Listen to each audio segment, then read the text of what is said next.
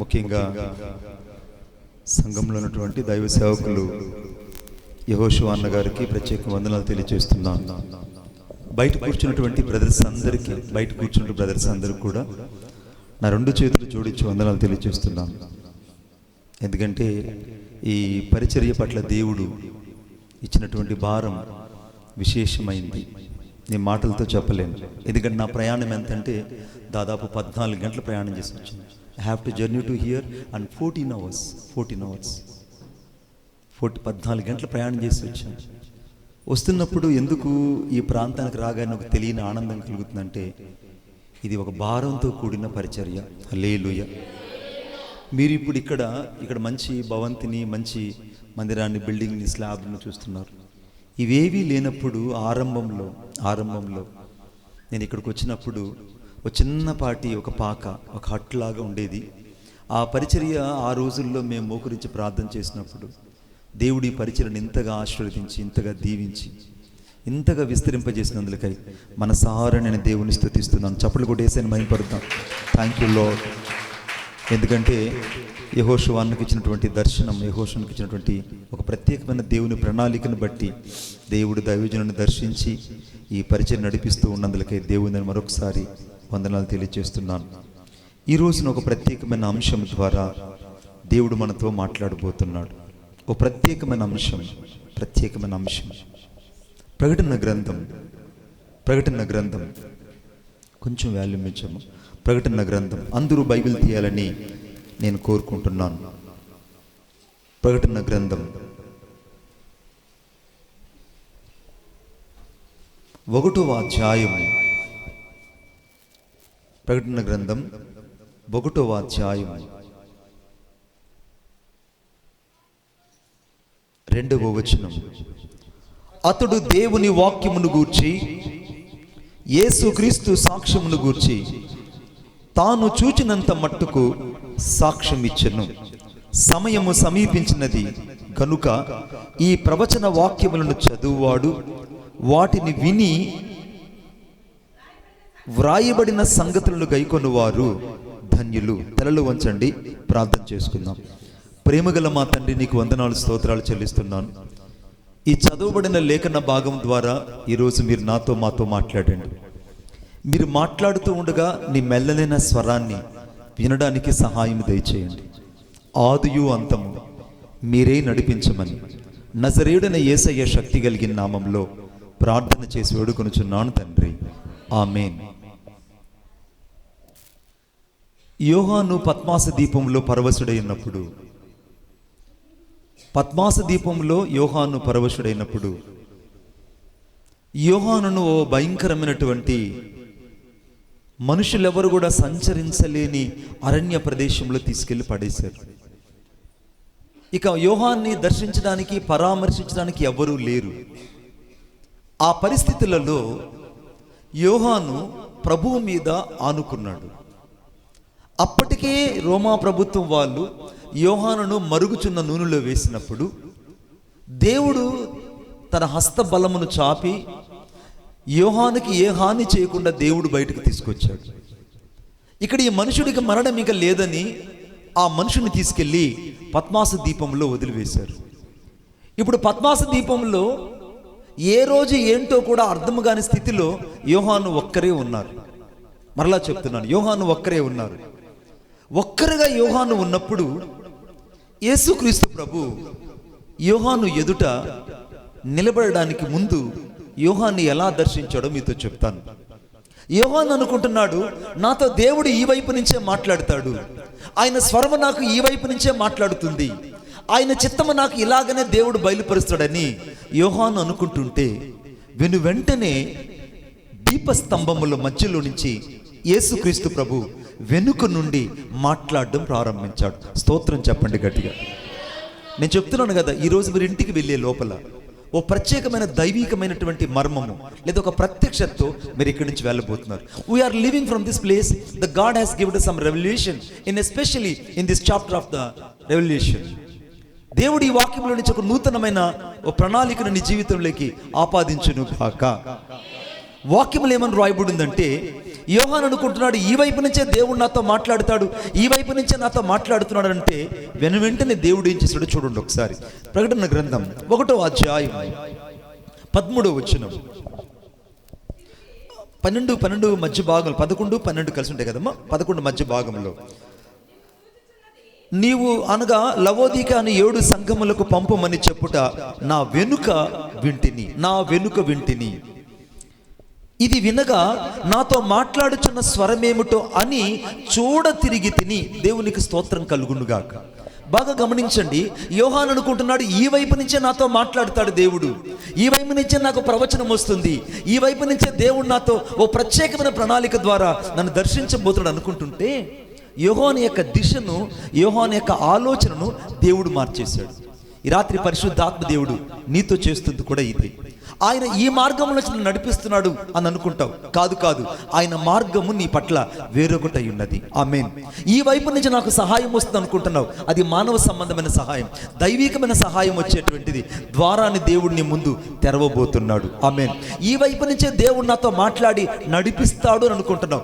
కాదు, ఆయన నీ కొరకే సిద్ధపరిచిన మార్గము, నీ కొరకే ప్రణాళికని దేవుడు ఏర్పాటు చేసి ఆయన వైపు నువ్వు తిరగడానికే ఆయన నీ వెనక నిలవబోతున్నాడు. ఈరోజు కొట్టు చప్పట్లు గట్టిగా, ఆయన నీ వెనక నిలవబోతున్నాడు. నేను ఈ మాట గమనించి చదివినప్పుడు ఆశ్చర్యం వేసింది. యోహాను ఆ స్వరము వినగానే చూడ తిరిగట. You turn to back to his side to the voice of God.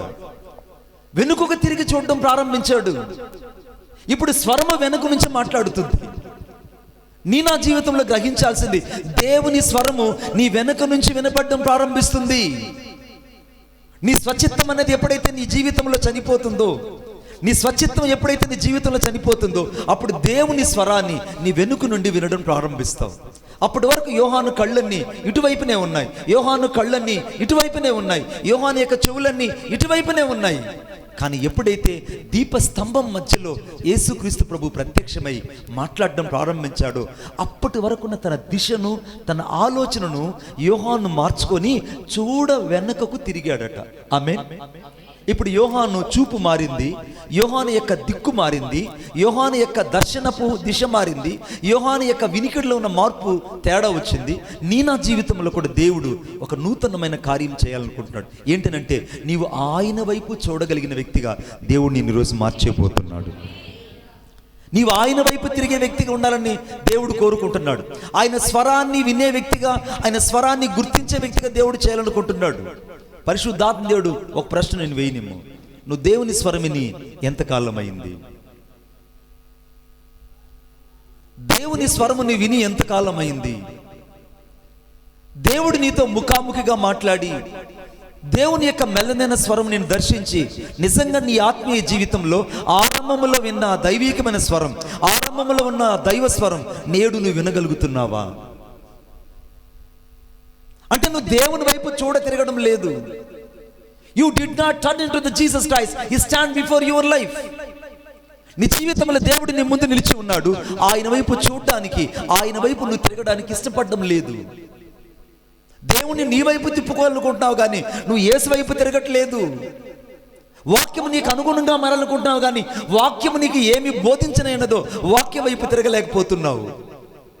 నీకు అనుగుణంగా వాక్యం వస్తే నాకు దేవుడు మాట్లాడనుకుంటున్నావు. దేవుడు నిన్ను కఠినపరిచి, హెచ్చరించి, బుద్ధి చెప్పి, ఉపదేశించినప్పుడు మాత్రం ఈ వాక్యం నాది కాదని దాటుకొని వెళ్ళిపోతున్నావు. దేవుని వైపు తిరిగే వాళ్ళు దేవుని కావాలి. వాక్యం చూడండి అక్కడ దయచేసి. యోహాను రాసినటువంటి అనగా ప్రకటన గ్రంథం 1వ అధ్యాయం 13వ వచనం. నాతో మాట్లాడుచున్న స్వరం ఏమిటోందని చూడ తిరిగి తిని, నేను తిరుగగా 7 సువర్ణ దీపస్తంభములను, ఆ దీపస్తంభముల మధ్య మనుష్య కుమారుని పోలిన ఒకనిని చూచి తిని. యేసుక్రీస్తు ప్రభు ఇక్కడ యోహానికి మొదట ఎక్కడ కనపడ్డాడంటే దీపస్తంభంలో కనపడ్డాడు. స్తోత్రం చెప్పండి గట్టిగా. దీపస్తంభాల మధ్యలో యేసుక్రీస్తు ప్రభు వారు కనపడ్డారు. ఆ సువర్ణ దీపస్తంభం సాక్షాత్తు యేసుక్రీస్తు ప్రభువు ఆయన సంచరించువానిగా అక్కడ ఉన్నాడు. 7 దీపస్తంభాలు అక్కడ ఉన్నాయి. ఈ దీపస్తంభం దేనికి సాదృశ్యం అంటే దేవుని సంఘమునకు సాదృశ్యం.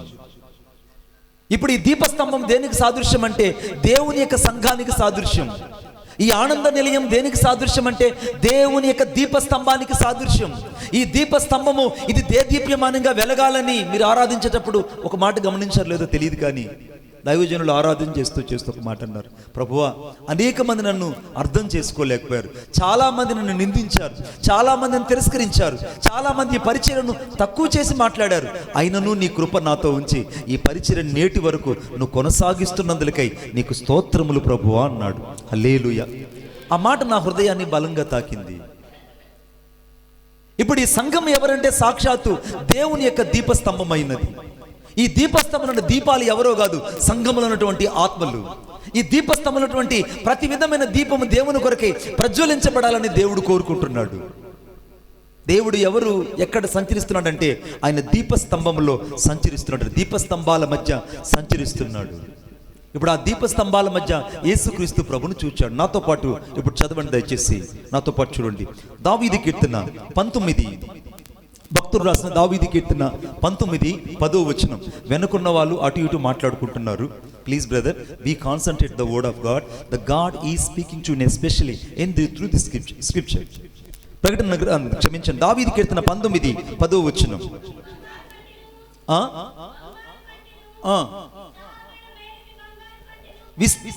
విస్తారమైన మేలిమి బంగారు కంటే కోరదగినది, తేనె కంటేను జుంటె తేనె దారల కంటేను మధురమైనది, వాటి వలన నీ సేవకునికి హెచ్చరిక ఎక్కడ కలుగుతుందంటే సంఘములోనే కలుగుతుంది. విశ్వాసకి ఎక్కడ కలుగుతుందంటే సంఘములోనే క్షేమం కలుగుతుంది. సంఘములో దీపస్తంభం ఉంది, ఆ దీపస్తంభం నుంచి కాంతి లేదా దేవుని యొక్క వాక్యం విడుదలవుతుంది. అందుకే దావీదు కీర్తన 119:72 వచనం చదవండి ఒకసారి. దావీదు కీర్తన 119:72 వచనం. 119:72 వచనం. వేల కొలది వెండి బంగార నాణ్యముల కంటే నీవిచ్చిన ధర్మశాస్త్రం నాకెంతో మేలు. నీ చేతులు నన్ను నిర్మించి నాకు రూపుని ఏర్పరిచాయి. నీ ఆజ్ఞలు నేర్చుకున్నట్లు నాకు బుద్ధి దయచేయము. ఒక వ్యక్తికి బుద్ధి అన్నది, నిజమైన దైవికమైనటువంటి మనస్సు లేదా దేవుని బుద్ధి అన్నది ఎక్కడ కలుగుతుందంటే సంఘములోనే కలుగుతుంది. ఇప్పుడు ఈ సంఘము దేనికి సూచిస్తుందంటే ప్రకటన గ్రంథంలో సంఘము కనబడకనే దీపస్తంభములో కనబడుతుంది. స్తోత్రం చెప్పండి గట్టిగా. సంఘం ఎక్కడ కనబడుతుందంట? దీపస్తంభములో కనబడుతుంది. మణిబాబు గారు, మాకు ఇక్కడ అర్థం కాని ఒక విషయం ఉంటుందండి, అదేదో మాకు స్పష్టంగా చెప్పండి అని కొన్ని హృదయాలు ఇప్పుడు నన్ను పరిశీలించి అడుగుతున్నాయి. నేను ఇప్పుడు చెప్తున్నాను రాజరికమైన జవాబుని, రాసుకోండి. ప్రకటన గ్రంథం 2వ అధ్యాయం 1వ వచనం. The Revelation chapter 2:1. ఎఫెసులో ఉన్న సంఘపు దూతకు ఇలాగూ రాయము, 7 నక్షత్రములు తన కుడి చేత పట్టుకొని 7 దీపస్తంభాల మధ్య సంచరించువాడు చెప్పు సంగతి లేవనగా. స్తోత్రం చెప్పండి గట్టిగా. ఇంకొకసారి గట్టిగా చెప్పండి. ఇప్పుడు ఈ దీపస్తంభం ఏంటంటే 7 సంఘాలకు సాదృశ్యము. ఇప్పుడు సంఘము దీపస్తంభాన్ని పోలి ఉన్నది ప్రకటన గ్రంథంలో. సంఘము ఎక్కడ నిర్మాణాత్మకంగా మార్చబడిందంటే సంఘము దీపస్తంభములు కనబడుతుంది. ఆ దీపస్తంభం ఎవరో కాదు, సాక్షాత్తు యేసుక్రీస్తు ప్రభువే. ఈ సంఘమునకు శిరస్సు యేసుక్రీస్తు ప్రభు. ఈ సంఘానికి పునాది అపోస్తుల ప్రవక్తలు వేసిన పునాది మీద ఈ సంఘము కట్టబడింది. ఈ సంఘమున విశ్వాసులు దేవుని దీపస్తంభంలో దీపాలు అయి ఉన్నారు. ఈ సంఘం పరిశుద్ధాత్మ శక్తి ఆ నూనె ప్రవాహముగా ఉంది. ఇప్పుడు ఈ దీపం వెలిగించబడాలంటే మొదట సంఘము దేవుని కొరకై, దేవుని రాకడ కొరకై సిద్ధపరచబడాలి. ఎంత దినాల్లో సంఘాన్ని దేవుడు హెచ్చరిస్తున్నాడు. అందుకే యోవేలు గ్రంథం 2వ అధ్యాయంలో పెళ్లి కుమారుడు అంతఃపురం నుండి రావలను, పెళ్లి కుమార్తె గదిలో నుండి సిద్ధపరచబడవలను. ఇప్పుడు పెళ్లి కుమారుడు అంతఃపురంలో నుంచి రాబోతున్నాడు. ఇప్పుడు పెళ్లి కుమార్తె ఈ గదిలో ఉన్నది. దేవునికి స్తోత్రం కలుగును గాక. ఈ గదిలో సిద్ధపరచబడ్డానికే సేవకులైన నీకు నాకు దేవుడు ఈ సిద్ధపరిచే భాగ్యాన్ని ఇచ్చాడు. ఇప్పుడు సంఘము సిద్ధపరచబడాలి. సంఘము దేవుని రాకడ కొరకు ఆయత్తపరచబడాలి. సంఘము కడబుర ధ్వని మోగగానే రెప్పపాటులో మార్చబడ్డానికి, రూపాంతరం చెందడానికి సంఘము ఆయత్తపరచబడాలి. కానీ సంఘానికి అర్థం కావట్లేదు. అందుకే ప్రభువు అన్నారు, సమయం సమీపించినది కనుక ఈ ప్రవచన వాక్యములు చదువువాడు, వాటిని విని ఇందులో వ్రాయబడిన సంగతులు గైకొన్నవాడు ధన్యులు. సంఘము సిద్ధపడమని దేవుని వాక్యం ఆరంభంలోనే చెప్తుంది. అందుకే యేసుక్రీస్తు ప్రభువు గారు అన్నారు మత్తయి 4వ అధ్యాయం 2వ వచనంలో, మీరు యుద్ధముల గురించి, యుద్ధ సమాచారాల గురించి మీరు విందురు. గర్భిణీ స్త్రీకి ప్రసవ వేదన వచ్చినట్లుగా హఠాత్తుగా ఈ లోకం మీదకు నాశనం కలగబోయే రోజులు దగ్గర పడ్డాయి. రాజ్యం మీదకి రాజ్యాలు లేస్తున్నాయి, యుద్ధాలు జరుగుతున్నాయి, కరువులు, కాటకాలు, మనుషుల మీద మనుషులు. దేవుడు చెప్పిన ప్రతి ప్రవచనం 99.9% నెరవేర్చబడింది. ఇక కేవలము 2-3% మాత్రమే ఆగిపోయింది బిడ్డ. ఇప్పుడు యేసుక్రీస్తు ప్రభు ఏదైతే ప్రకటన మన మత్తయి 24వ అధ్యాయంలో చెప్పారో అవన్నీ ఇప్పుడు నేడు జరుగుతూ ఉన్నాయి. బళ్ళల్లో గ్యాస్ ఆగిపోయింది, బళ్ళకు పెట్రోల్ 200 రూపాయల కంటే ఎక్కువగా పెరిగే రోజులు రాబోతున్నాయి. జనం మీదకి జనం లేపబడ్డారు. ఈరోజు సాయంత్రం 6 గంటలకి ఒక న్యూస్ ఒకటి విడుదలైంది. ఏంటంటే హార్మోజ్ అనేటువంటి ఆ సముద్రపు దీవి దగ్గరికి 8 దేశాలు కలిసి యుద్ధానికి వెళ్తున్నాయి. ఆమేన్. ఈ రాత్రి 8, ఎందుకంటే మా అందరికి ఇప్పుడు నూనె లేదు, అంటే ఆయిల్ లేదు. ఆయిల్ లేకపోతే మేము నడపలేము. బండ్లు వెళ్ళవు, కార్లు వెళ్ళవు, బస్సులు వెళ్ళవు, ట్రైన్లు వెళ్ళవు, అన్నీ ఆగిపోతాయి. ఇవన్నీ రావాలంటే ఇరాక్ వాళ్ళు అక్కడ హార్ముజ్ ఆ యొక్క నది దగ్గర వాటిని అడ్డగిస్తున్నారు, సముద్రం దగ్గర. కాబట్టి అక్కడ మేము వెళ్ళి వారితో యుద్ధం చేసి వారందరినీ సమూల నాశనం చేసి ఆ ఓడలన్నీ మేము బయటకు తీసుకొస్తామని దాదాపు 8 దేశాలు ఈ రాత్రి యుద్ధానికి వెళ్తున్నాయి. నీకు తెలుసా, నాకు నెమ్మదిగా ఉన్నాం, మనం నెమ్మదిగా ఉన్నాం, ఇది మనకు సంబంధించిన కాదనుకుంటున్నావు. కాదు బిడ్డ, ప్రతి ప్రవచనము దేవుని రాకడ వైపు తిరుగుతున్నాయి. కొట్టు చప్పట్లు గట్టిగా. ప్రతి ప్రవచనము దేవుని రాకడ వైపు తిరుగుతున్నాయి. ఇప్పుడు ఈ సంఘము దీపస్తంభాన్ని పోలి ఉన్నది. ఈ దీపములో యేసుక్రీస్తు ప్రభు మాట్లాడుతున్నాడు. అందుకే 7 దీపస్తంభాల మధ్య సంచరించేవాడు చెప్పు సంగతులేమనగా రాయబడింది. ఈ సంఘములో ఇప్పుడు అమూల్యమైన మాటలు దొరుకుతున్నాయి. ఈ సంఘములో ధర్మశాస్త్రము మేలిమి కంటే బంగారం కలిగిన మాటలు దొరుకుతున్నాయి. ఈ సంఘములో ప్రజలను సిద్ధపరిచేటువంటి రూపాంతర ప్రక్రియ ఇక్కడ ఉంది. ఈ సంఘంలో ప్రతి ఒక్కరూ క్రీస్తు యేసు కలిగిన మనసును కలిగి జీవించడానికి ఈ సంఘం ఒక సిద్ధపాటు అయి ఉన్నది. నిజంగా సంఘంలో నీ స్థానం ఏమైనది? ఈరోజు నిజంగా నువ్వు సంఘాన్ని ఎంతగా ప్రేమించగలుగుతున్నావు? సంఘాన్ని ఎంతగా అర్థం చేసుకోగలుగుతున్నావు? సంఘంలో ఉన్నటువంటి క్రీస్తును ఎంతగా హత్తుకొని దేవుని కొరకు నువ్వు సాక్షార్థంగా జీవించగలుగుతున్నావు? అందుకే యేసుక్రీస్తు ప్రభు అంట తన స్వరక్తం ఇచ్చి కొన్న సంఘం అంటిది. తన స్వరక్తం ఇచ్చి కొన్న సంఘం బిడ్డ. నీవు నేను సేవ చేస్తున్న సంఘాలు అవి కేవలం మనుషుల మానవ నిర్మితమైనవి కాదు. సాక్షాత్ యేసుక్రీస్తు ప్రభు రక్తం ఇచ్చి వాటిని కొన్నాడు. ఇప్పుడు ఈ దీపస్తంభాలు వెలిగించే యొక్క పని దేవుడు నీకు నాకు అనుగ్రహించాడు. ఈ దీపాలు వెలిగించే పని ఎవరికంటే ఇక్కడ అన్నకిచ్చినట్టు ఆయా ప్రాంతాల్లో పరిచయం చేస్తున్న నీకు నాకు మన పరిచర్యలలో దీపారాధన చేయడానికి, కనుక దీపస్తంభాన్ని వెలిగించడానికి, ప్రదీపములు వెలిగించడానికి దేవుడు మనల్ని వాడుకుంటున్నాడు. కొట్టు చప్పట్లు గట్టిగా. దేవుడు మనల్ని వాడుకుంటున్నాడు. నీకు ఇవ్వబడిన ప్రతి పని చాలా ప్రాముఖ్యమైన దేవుని వాక్యం చెప్తుంది. ఇప్పుడు ప్రకటన గ్రంథంలో దీపస్తంభంలో సంఘము కనబడకనే కనబడుతుంది. అవునా కదన్నా? సంఘము కనబడకనే కనబడుతుంది. చూడండి నాతో పాటు దయచేసి దావీదు కీర్తన అందరూ బైబిల్ తీయాలని నేను కోరుకుంటున్నాను. 119 127 వచనం. ద 127. బంగారు కంటేను అపరంజ కంటేను నీ ఆజ్ఞలు నాకు ప్రియముగా ఉన్నవి. చాలమ్మా, దేవుని ఆజ్ఞలు నీకు ప్రియముగా ఉండాలట. ఎందుకనంటే అవి మేలిమి బంగారు కంటే, అపరంజి కంటే నీ మాటలు ఎంతో ప్రియమైనవి. సంఘముల నుండి నీతో పరిశుద్ధాత్మ దేవుడు మాట్లాడే సమయం ఇది. మీకు అద్భుతమైన మాట చెప్తాను నేను. సంఘము దీపస్తంభాన్ని పోలి ఉన్నది. సంఘము దీపస్తంభములో ఉందన్న విషయము ప్రకటన గ్రంథములో ఎక్కడా లేదు. కానీ మర్మమైనటువంటి సంఘము దీపస్తంభములో ఇమిడి ఉన్నది. స్తోత్రం చెప్పండి గట్టిగా. సొలొమోను రాజు ఆ యొక్క రథం ఎక్కి వెళ్తూ ఉంటే షూలమ్మితి తన గొర్రెల మందను వేపుకుంటూ చూడ అసహ్యముగా నల్లని దానిగా రూపము లేనటువంటి షూలమ్మితి వేరొకనికి ప్రదానం చేయబడి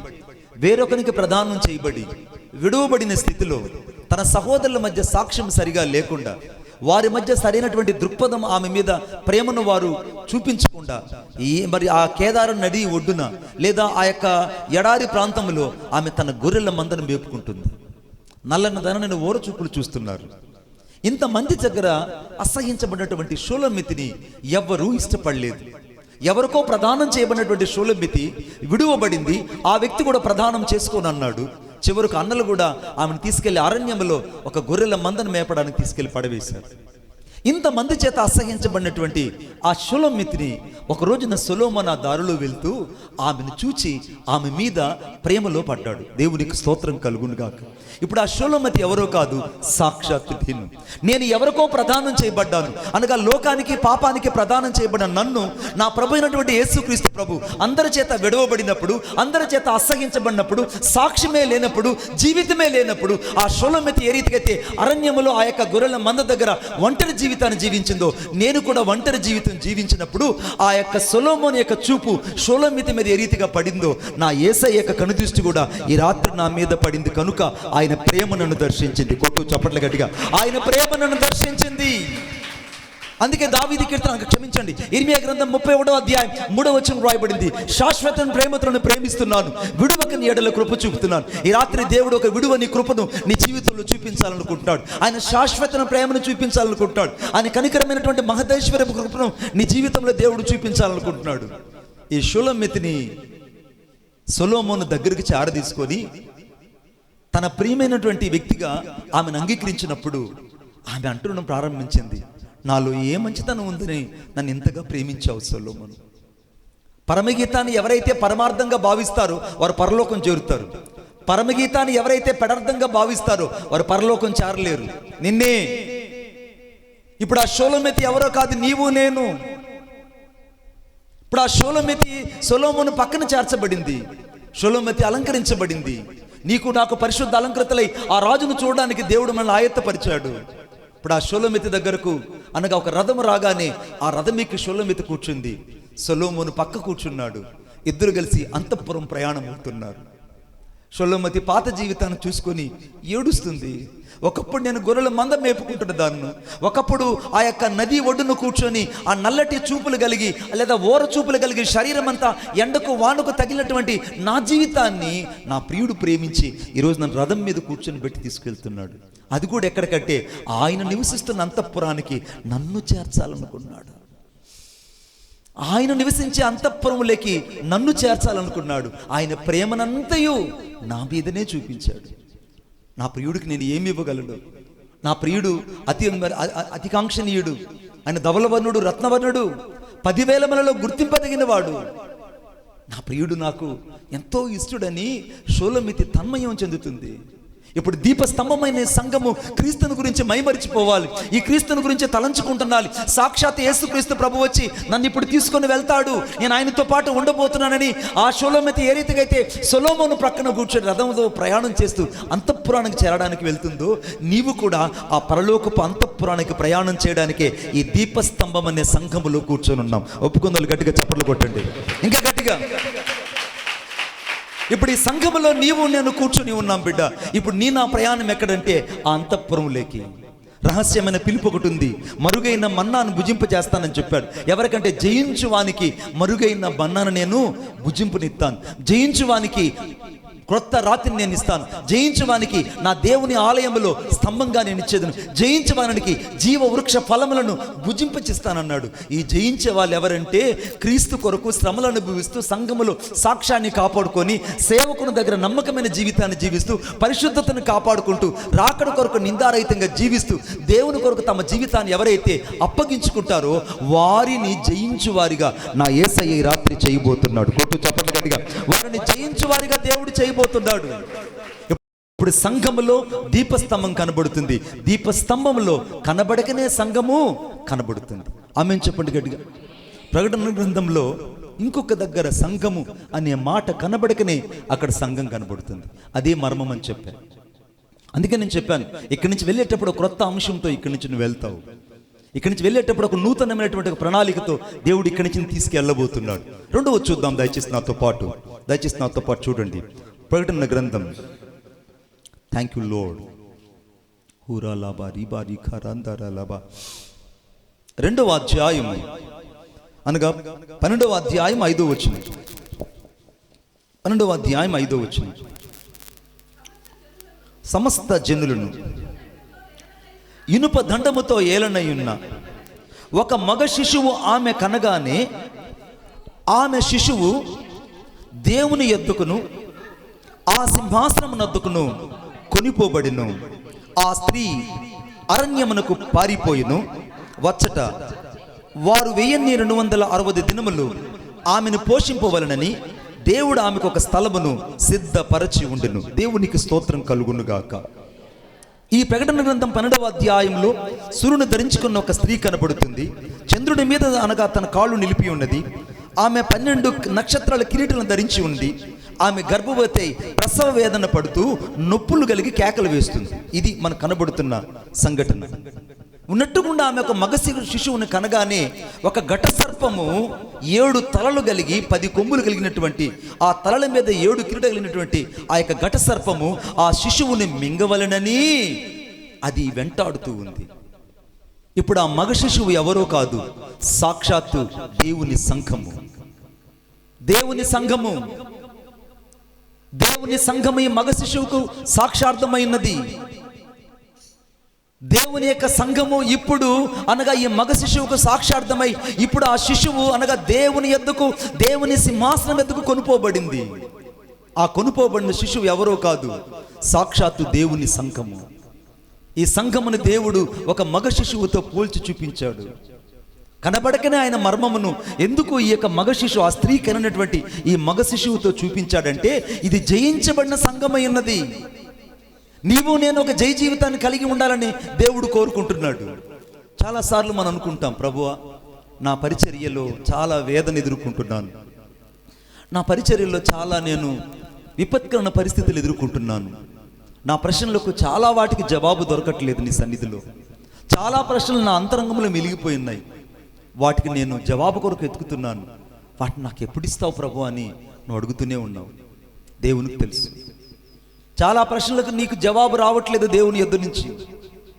ప్రభు అందరి పరిచర్యలు అభివృద్ధి చెందుతున్నాయి, కానీ నేను రెక్క ముక్క కన్నీరు కార్చి ఉపవాసం ఉండి నేను దొర్లాడుతూ పొరలాడుతూ సేవ చేస్తుంటే పట్టుమని ఒక 40 మంది 50 మంది నా సంఘములో లేరు. ప్రభువా నేనేం చేశాను, నాకే ఎందుకు ఈ పరిస్థితి రావాలి, నా సంఘానికి ఎందుకు ఈ దుస్థితి కలగాలని చాలాసార్లు దేవుణ్ణి ప్రశ్నిస్తూ వచ్చావు. అయితే దేవుడు ఈ రాత్రి నీకు ఒక రాజరికమైన జవాబు ఇవ్వాలని కోరుకుంటున్నాడు. స్తోత్రం చెప్పండి గట్టిగా. ఒక రాజరికమైన జవాబు ఇవ్వాలనుకుంటున్నాడు. కొన్ని సంవత్సరాల క్రిందట బ్లాడిన్ అనేటువంటి ఒక వ్యక్తి, బ్లాడిన్ అనే ఒక వ్యక్తి నయాగర జలపాతం మీద ఆ పక్క నుంచి ఈ పక్కకు ఓ పెద్ద తీగను కట్టి ఆ తీగ మీద నడవడం ప్రారంభించాడు. తీగ మీద నడుస్తుంటే చూసే వాళ్ళందరూ అనుకున్నారు, ఆహా బ్లాడిన్ ఎంత అద్భుతంగా నడుస్తున్నాడు, బ్లాడిన్ ఎంత చక్కగా నడుస్తున్నాడు, ఇంత చక్కగా తను బ్యాలెన్స్ చేయగలుగుతున్నాడని అందరూ బ్లాడిన్ చూసి పొగుడుతూ ఉన్నారు, చప్పట్లు కొడుతున్నారు. కొద్దిసేపటికి బ్లాడిన్ అన్నాడు, నేను నడుస్తున్నాను మీరు చూచారు, ఇప్పుడు నా కుమారుణ్ణి నా భుజాల మీద ఎక్కించుకొని నడవడం మీరు చూస్తారా అని అంటే అందరూ అన్నారు, ఎందుకు నమ్మవయ్యా బాబు, నువ్వే నడిచావు, నీ బిడ్డను కూడా భుజాన్ని ఎక్కించుకొని నువ్వు నడవగలవు, నువ్వు అంతటి సామర్థ్యత కలిగిన వ్యక్తివి, నీ గురించి నాకు తెలుసు, నువ్వు నడవగలవు, నీకు సామర్థ్యత ఉంది, ఎందుకంటే నీ పిల్లలు నేను నమ్ముతారు అని అన్నారు. కొద్దిసేపటికి బ్లాడిన్ గారు అన్నారు, ఏమన్నంటే మీలో ఎవరైనా నన్ను నమ్మి నా దగ్గరికి రండి, నేను మిమ్మల్ని భుజాన్ని ఎక్కించుకొని అవతలకు తీసుకెళ్తాను, ఎవరైనా వస్తారా అని అడిగాడు. ఎవరైనా మీలో వస్తారా అని అడిగితే అప్పుడు దాకా చప్పట్లు కొట్టిన వాళ్ళు, అప్పుడు దాకా కేరింతలు కొట్టిన వాళ్ళు, నీ కుమారుని సైతం ఎత్తుకొని నడవగలనని చెప్పిన వాళ్ళు ఒక్కరు కూడా సాహసించి ముందుకు రాలేదు. బ్లాడిని 3 సార్లు పిలిచాడు, మీలో ఎవరైనా ధైర్యం కలిగి రండి, నన్ను నమ్మి రండి, నేను గమ్యం చేరుస్తాను, ఈ తీగ మీద నడుచుకుంటూ మిమ్మల్ని అవలేళ్ళగా అవతలు తీసుకెళ్ళి వదిలిపెడతాను, నన్ను నమ్మండి అంటే ఒక్కరు కూడా రాలేదు. చాలాసార్లు దేవుడు నీ జీవితంలో ఇదే చేశాడు. నీవు మనుషులు నమ్మినంతగా దేవుణ్ణి నమ్మట్లేదు, మనుషుని నమ్మినంతగా వాగ్దానం చేసిన దేవుణ్ణి నువ్వు విశ్వసించట్లేదు, మనుషుని మీద నీ ఆధారం ఉన్నంతగా నువ్వు దేవుని మీద ఆధారం చేసుకోవట్లేదు. అందుకే దేవుని యొక్క వాక్యం చెప్తుంది, మనుషులను నమ్ముకున్నట్టు కంటే యెహోవాను ఆశ్రయించటం మేలు, భూరాజులను ఆశ్రయించటం కంటే యెహోవాను ఆశ్రయించటం మేలు. నీ ఆశ్రయం మనుషులా దేవుడా? దావీదు కీర్తన 46:1 దేవుడే నా ఆశ్రయం అని చెప్తున్నావు. నిజంగా దేవుడు నీ ఆశ్రయం అయితే ఉదయకాశం నువ్వు వేకువజామున దేవుణ్ణి కలుసుకోగలిగావా? ఈరోజు వేకువజామున దేవుణ్ణి నువ్వు కలుసుకోగలిగావా? ఈ రోజున వేకువజామున దేవునితో నువ్వు ఒక సమూహంగా కలిసి దేవుణ్ణి ఆరాధించి ఆయన స్వరాన్ని వినడానికి నీ జీవితాన్ని అప్పగించుకోగలిగావా? దావీదు కీర్తన 29:1-2 యెహోవా స్వరము లెబనోను అరణ్యాన్ని కదిలించును, యెహోవా స్వరము కెదేషును కదిలించుదని రాయబడింది. దేవుని స్వరం ఈరోజు నిజంగా నిన్ను కదిలించగలిగిందా?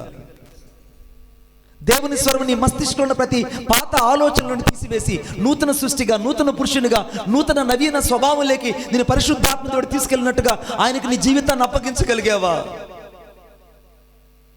సహోదరుడ, క్రైస్తవ జీవితం అంటే అది నామకార్థమైంది కాదు. నిజమైన క్రైస్తవ జీవితం క్రీస్తును ప్రతిబింబించేది. క్రీస్తు కొరకు ప్రాణార్పణంగా పోయబడానికే అపోస్తలుడు పౌలు అంటున్నాడు, రోమీయుల పత్రిక 12:1 రాయబడింది, సజీవ యాగముగా మీ శరీరంలో ఆయనకు సమర్పించుకోవడానికి మిమ్మల్ని బతిమాలు కొనుచున్నాను. I beg to all, please and be and submitted your the soul and to heart on his altar of the fire.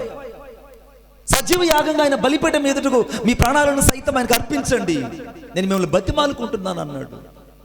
ఈ రాత్రి దేవుని ఉద్దేశం ఏంటంటే ఆ జయించిన మగ శిశువు దేవుని సింహాసనం ఎద్దుకు, దేవుని ఎద్దుకు ఏ రీతికైతే చేర్చబడిందో జయించబడిన ఈ సంఘాన్ని ఆయనతో పాటు ఉంచాలని కోరుకుంటున్నాడు. కొట్టు చప్పట్లు గట్టిగా, ఇంకా గట్టిగా. జయ జీవితం కావాలని కోరుకుంటున్నాడు. దేవునితో నడిచే జీవితం కావాలని కోరుకుంటున్నాడు. దేవుని స్వరమినే మనుషులు దేవునికి అతి దినాల్లో కావాలని దేవుడు కోరుకుంటున్నాడు. కొంతమంది నన్ను ప్రశ్నిస్తారు, మణిబాబు గారు ఆ రోజుల్లో అద్భుతాలు జరిగాయి, ఆ రోజుల్లో సూచక్రియలు జరిగాయి, ఇప్పుడు కూడా జరుగుతాయా? ఆ రోజుల్లో దేవుడు ప్రవక్తల ద్వారా మాట్లాడాడు, ఇప్పుడు కూడా మాట్లాడతాడా? ఆ రోజుల్లో దేవుడు ఎక్కడ పడితే అక్కడ అద్భుతాలు సూచక్రియలు జరిగించాడు, ఇప్పుడు కూడా జరుగుతాయనంటే నేను అంటున్నాను, హెబ్రీయుల రాసిన పత్రిక 13:4-5 యేసు క్రీస్తు నిన్న నేడు ఒక్కటే రీతిగా ఉన్నాడు. ఆయన మార్పు లేనివాడు, నేను ఆరాధిస్తున్న దేవుడు. ఆ రోజున మోషేకి సీనాయి పర్వతంలో అనగా హోరేబులో, అనగా నిర్గమకాండం 2:3 హోరేబులో ప్రత్యక్షమైన ఆ దేవుడు. మొదటి రాజుల గ్రంథంలో ఏలియాను హోరేబులో దర్శించిన దేవుడు. సీనాయి కొండ మీద 10 నిబంధన పలకలను మోషేకి ఇచ్చిన దేవుడు. ఇశ్రాయేలును 6 నేల మీద అనగా నిర్గమకాండం 14 వారికి విడుదల కలుగు చేసే రాత్రి పస్కా బలి రక్త బలి చేత వారిని బయటకు నడిపించిన దేవుని యొక్క ప్రభావము అక్కడ ఎంతగా కనబడిందో ఈ రాత్రి కూడా దేవుని యొక్క ప్రభావము యేసయ్యలో అంతే కనబడుతుంది. గట్టిగా, మార్పు లేదు. He never be changed his mind. He is the stand and everlasting and days and deeds to always. ఆయన నిన్న నేడు ఒకటే రీతిగా ఉన్నాడు. Today and yesterday the God shall be same, that near equal to all the nation. ఆయన మార్పు లేని దేవుడు, మనం ఆరాధిస్తున్న దేవుడు. నేను జయించే ఒక మగ శిశువుగా ఆయన చూడాలనుకుంటున్నాడు. సంఘమాను గమనించాలి. ప్రకటన గ్రంథంలో ఆ మగ శిశువులో సంఘాన్ని దేవుడు స్పష్టంగా చూస్తున్నాడు. ఆ సంఘాన్ని మింగడానికి ఘటసర్పం వచ్చిందట. ఆ ఘటసర్పమునకు దొరకనీయకుండా దేవుడు సాక్షాత్తు ఆ జయించిన మగ శిశువుని తీసుకొని దేవుని సింహాసనం దగ్గరకు ఆ శిశువుని ఏ రీతికైతే చేర్చాడో అదే రీతిగా దేవుడు నిన్ను నన్ను చేర్చాలని కోరుకుంటున్నాడు. ఇది ఆయన ప్రణాళిక అయ్యున్నది. ఇప్పుడు ప్రకటన గ్రంథంలో 2వసారి సంఘముగా కనబడకుండా ఆ మగ శిశువులో సంఘము నిగుప్తమై మర్మమై కనపడింది. గట్టిగా చప్పట్లు కొట్టి దేవునికి స్తోత్రాలు చెల్లించుదాం. ఇంకా గట్టిగా. 3 ప్రకటన గ్రంథంలో సంఘము మరొక చోట సంఘం అనే పేరే ఎత్తకుండా, మళ్ళా చెప్తున్నాను, సంఘం అనే పేరే ప్రస్ఫుటించకుండా, సంఘం అనే నామమనే ప్రకటించకుండా అక్కడ దేవుడు మర్మమై మళ్ళా కనపడ్డాడు. ఆమేన్ చెప్పండి గట్టిగా. మర్మమై మరలా కనపడ్డాడు. నాతో పాటు చూడండి ప్రకటన గ్రంథం. Thank you lord.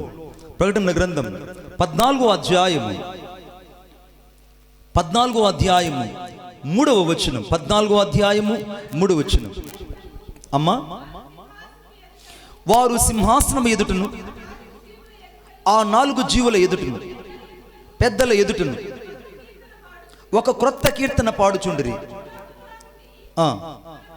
కొనబడిన ఆ 140,000 మంది తప్ప మరి ఎవరునూ ఆ కీర్తన నేర్చుకున్న చాలరు. ఇప్పుడు అందరము 4వ వచనం చదువుదాం. మధ్య భాగంలో వీరు స్త్రీ సాంగత్యమును అపవిత్రులు కానివారును స్త్రీ సాంగత్యము ఎరుగని వారే ఉండి గొర్రె పిల్ల ఎక్కడికి పోవునో అక్కడికెల్లా ఆయన్ని వెంబడింతురు.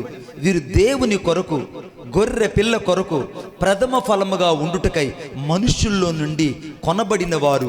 వీరి నోట ఏ అబద్ధమును కనబడదు. వీరు అనింద్యులు. దేవునికి స్తోత్రం. ఇప్పుడు ఈ గొర్రె పిల్ల కొరకు ప్రథమ ఫలముగా ఉండుట కొరకై అని రాయబడింది. సంఘము మూడవదిగా ప్రథమ ఫలముగా కనబడింది. ఆమెను చెప్పండి గట్టిగా. ప్రథమ ఫలముగా సంఘం అక్కడ కనబడింది.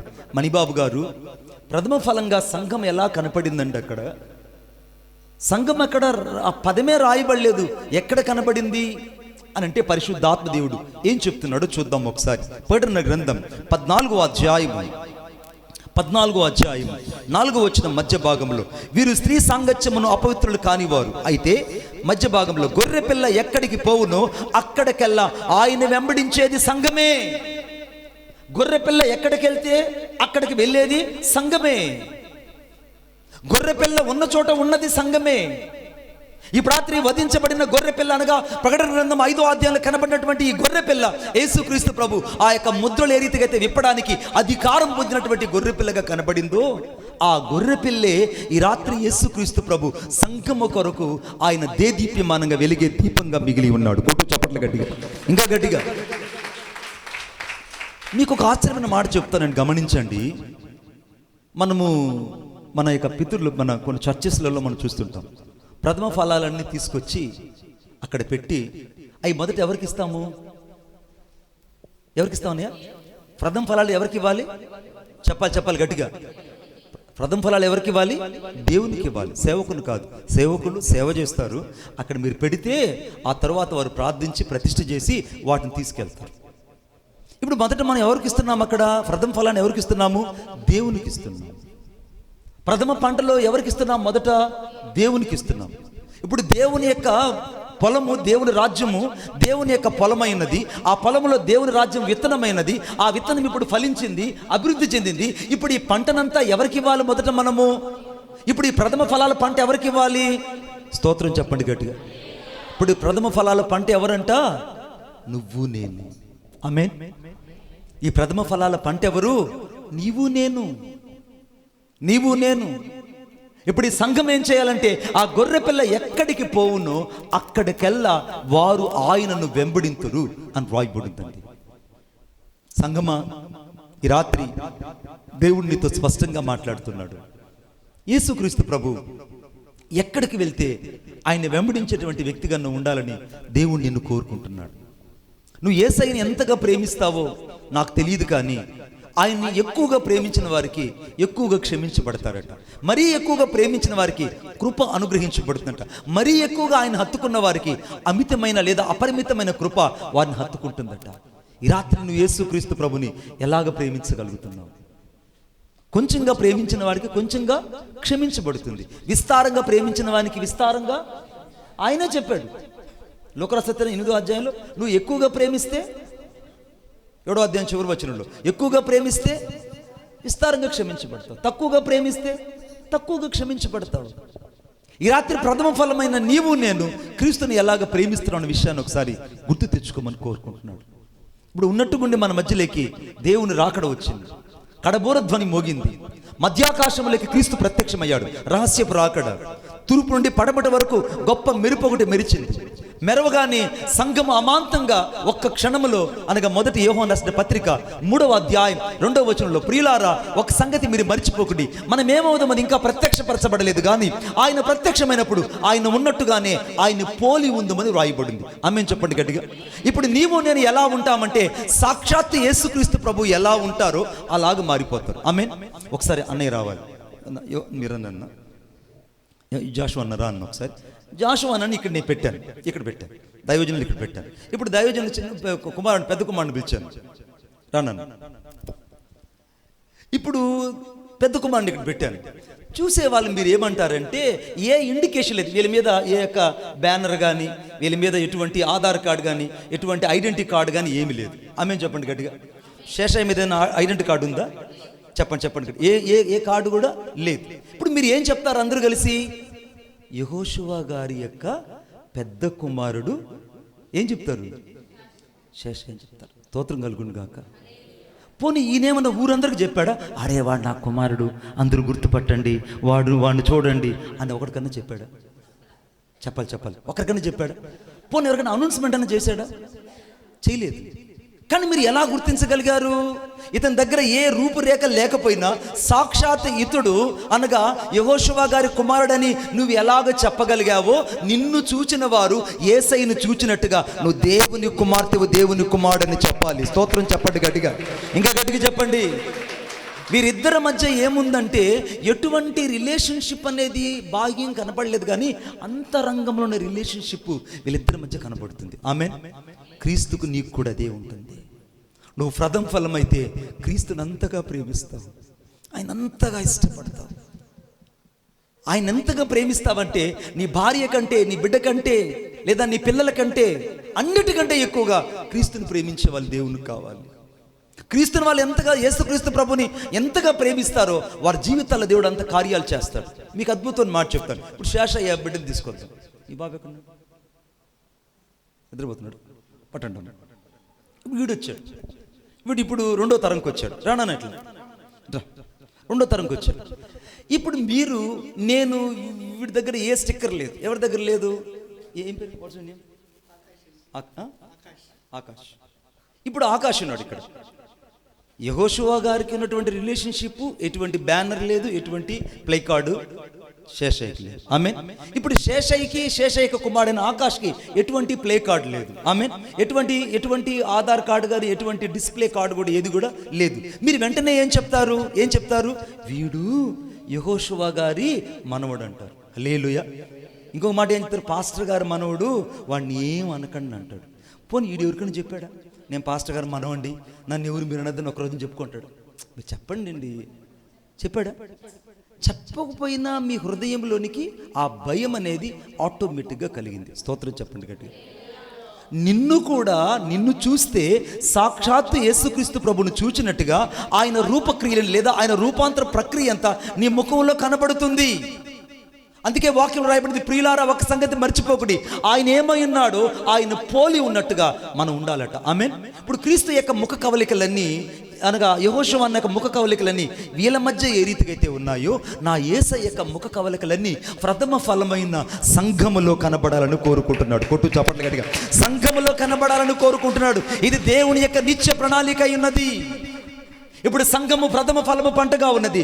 ఆ పంట ఎవరి కొరకంటే క్రీస్తు కొరకు. ఆ క్రీస్తు ఎవరి కొరకంటే నా కొరకు, నీ కొరకు. ఎవరిని తీసుకెళ్తాడంటే తన పోలికలో ఉన్నవారిని తీసుకెళ్తాడు. హల్లెలూయా. ఒక ఆమె ఉంది, కోళ్ళని తిడుతుంది, అత్తని తిడుతుంది, అర్థమైంది, మామని తిడుతుంది. మహాతల్లులు చాలా మంచోళ్ళు, వచ్చేటప్పుడు కోడళ్ళు చాలా తలంచుకొని ఇంట్లోకి వస్తారు. కొద్ది రోజుల తర్వాత వాళ్ళు ఎవరిని ఇళ్లలో ఉండేరు. ఉన్నారా లేరా? ఏందమ్మా, ఉన్నారా లేరా? ఉన్నారు. ప్రమోషన్లు వచ్చేస్తాయి వాళ్ళకి. ఏదైతే ఒక ఆఫీస్లో చేరితే ఎక్స్టెన్షన్ ప్రమోషన్ వస్తే అలాగే ప్రమోషన్లు వచ్చేస్తాయి కోళ్ళకి. అర్థమైంది. అల్లుళ్ళు చూడండి, ఇంటికి వచ్చేటప్పుడు ఎంత బంగారం, ఎంత ఒద్దిగ్గా వస్తారు. తర్వాత ఒక 6 నెలల తర్వాత వాడి విశ్వరూపాలు చూస్తే మనం భయపడిపోతుంటాం. ఎందుకంటే ఇంకంతే, వాళ్ళ రూపాల గురించి నేను చెప్పలేను. ఇంకా అంత భయంకరంగా మారిపోతారు కోడళ్ళంతే, అల్లుళ్ళంతే. అద్భుతం చెప్పేది. అందుకే ఇక్కడ దేవుడట ఆయన రూపాంతర ప్రక్రియ లేదా ఆయన యొక్క రూపురేఖలన్నీ నీలో నాలో కనపడడానికి దేవుడు ఇష్టపడుతుంటే, మనం పాత రూపాల్లో పెట్టుకొని ప్రథమ ఫలంగా సంఘంలో ఉంటే ఎత్తబడతామా? జయించు వారిగా మనం ఉంటామా? దేవుని రాకడకు యుగాంతానికి సూచనలన్నీ ఇప్పుడు సమీపించాయి, దగ్గర పడ్డాయి. రాజ్యం మీదకి రాజ్యాలు లేస్తున్నాయి, యుద్ధాలు జరుగుతున్నాయి, కరువులు కాటకాలు వచ్చాయి. అంతకంటే ఎక్కువ మనుషుల మీదకి మనుషులు లేస్తున్నారు, రాజ్యాల మీదకి రాజ్యాలు లేస్తున్నారు. నువ్వు చూడంగానే అనేకమైన యుద్ధాలు జరిగిపోయి. మొదటి ప్రపంచ యుద్ధం జరిగిపోయింది, నీకు నాకు తెలియదు. రెండో ప్రపంచ యుద్ధం జరిగింది, అది మనం పాఠ్య పుస్తకాల్లో చదువుకున్నాం. ఇప్పుడు మూడో ప్రపంచ యుద్ధానికి నువ్వు నేను బతికే ఉన్నాం. కారణం ఏంటంటే దేవుని రాకడ సూచనకు నీ ఒక ప్రథమ ఫలంగా ఉండబోతున్నావు. కొట్టు చప్పట్లు గట్టిగా. నీ ఒక ప్రథమ ఫలముగా ఉండబోతున్నావు.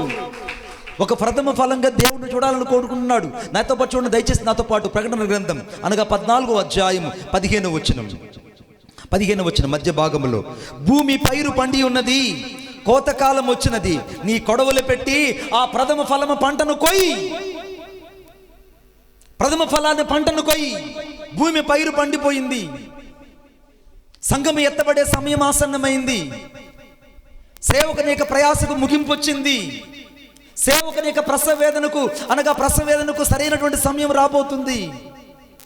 సేవకుడు నువ్వు భయపడకు, నువ్వు కార్చిన కన్నీరు దేవుని ఎదుట మౌనంగా నిలిచి ఉన్నది.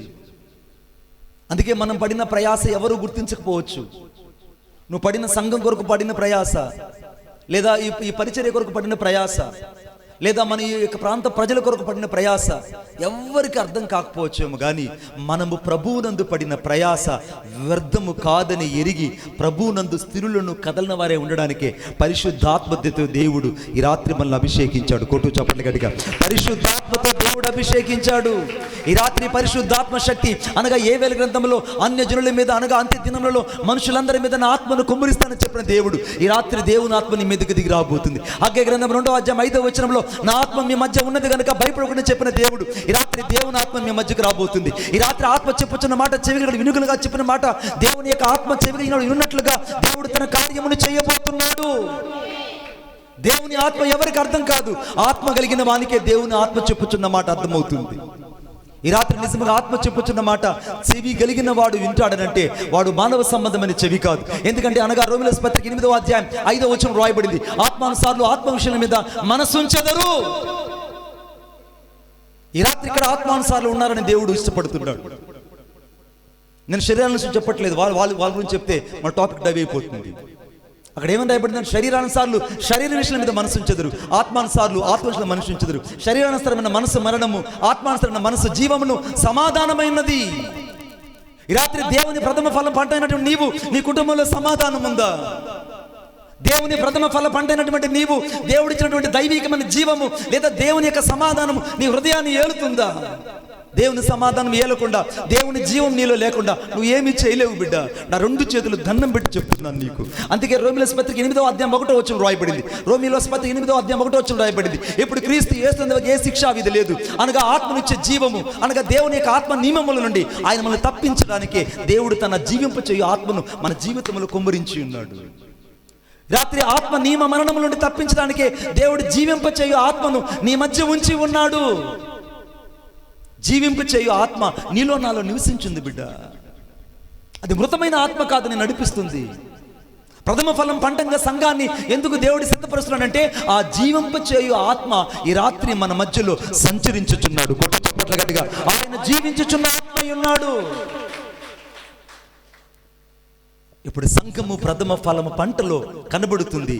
పైరు పండింది, భూమి పైరు పండింది కనుక నీ కొడవలి పెట్టి కొయ్యి. దేవుని వాగ్దానం నెరవేరబోతుంది. సంఘం అనుకుంటుంది ఏపుగానే ఉన్నాను, నేను బాగానే ఉన్నాను, రాకడలో ఎత్తబడతానని. అయితే పరిశుద్ధాత్ముడు ప్రశ్నను వేయనిము. ఇప్పుడు యేసుక్రీస్తు ప్రభు మధ్యాకాశంలోకి వచ్చాడు. ఇప్పుడు ఇంతకుముందు చెప్పినట్టు యెహోషువ అన్న రూపంలో ఉన్నటువంటి శేషయ్యను మీరెవ్వరూ చెప్పకనే, ఏ ఆధార్ కార్డు ఏ ప్లే కార్డు తనలో లేకనే మీరు ఆయన యెహోషువ గారి కుమారుడు అని చెప్పారు. అలాగనే యేసయ్య మధ్యాకాశంలో రాగానే ఆయన కుమారులు ఎవరు, ఆయన కుమార్తెలు ఎవరు, ఏ డిస్ప్లే కార్డు మనలో లేకుండా ఒక్క క్షణంలో రెప్పపాట్లో మనం మార్పు పొంది వెళ్ళిపోబోతున్నాం. ఆ సమయంలో మణిబాబు గారు ఇక్కడ ఉండరు, యెహోషువ గారు ఇక్కడ ఉండరు, కొంతమంది సేవకులు ఇక్కడ ఉండరు, సువార్తలు ఇక్కడ ఉండరు, విశ్వాసులు కొంతమంది ఉండరు. ఉన్నట్టుగుండి అనేకులు ఎత్తబడతారు. మిగిల్చబడిన వారు ఒకరినొకరు చూసుకొని గుండెలు బాదుకోవడం ప్రారంభిస్తారు. అప్పుడు దాకా వాళ్ళు వర్తమానం విన్న వాళ్ళు అయ్యో ప్రథమ ఫల పంటగా ఉండాలనుకున్నాము, ఒక్కసారిగా దేవుని రాకడ వచ్చింది, అందరూ ఎత్తబడ్డారు. ఇక మిగిల్చబడిన వారు ఎంత గుండెలు బాదుకున్నా, ఎంతగా పరిశుద్ధాత్మ కొరకు వాళ్ళు రోధించిన పరిశుద్ధాత్మ దేవుడు సంఘముతో కూడా ఎత్తబడినందున సంఘములో పరిశుద్ధాత్మ ఇక్కడ ఉండదు. ఇక వారు ఎంత ప్రసంగం చేసినా పరిశుద్ధాత్మ కదలిక వారి జీవితంలోకి రాదు. ఎంతగా వారు ఉజ్జీవంతో పాటలు పాడినా పరిశుద్ధాత్మ సంఘముతో కూడా ఎత్తబడినందున సంఘములో యొక్క చలనము కనబడదు. సంఘమా, నువ్వు కొడవలు పెట్టి కొయ్యకు ముందుగానే, దేవుని రాకడ రాకముందుగానే నువ్వు ఎత్తబడ్డానికి ఆయన రూపములోకి రాత్రి మారిపోదుగాక. స్తోత్రం చెప్పండి గట్టిగా, ఇంకా గట్టిగా చెప్పండి. ఇప్పుడు సంఘము కనబడకనే మొదట ఎక్కడ కనపడింది? దీపస్తంభములో సంఘము కనపడింది. రెండవదిగా సంఘము మర్మమై కనబడకనే సంఘము మగ శిశువు అనగా జయించిన మగ శిశువులో కనపడింది. మూడవదిగా సంఘము కనబడకనే సంఘము ప్రథమ ఫలమ పంట అయినటువంటి ఆ పంటలో కనపడింది. నాలుగవదిగా చూద్దాం, చాలా ప్రాముఖ్యమైన విషయం, చాలా ప్రాముఖ్యమైన విషయం. Thank you lord.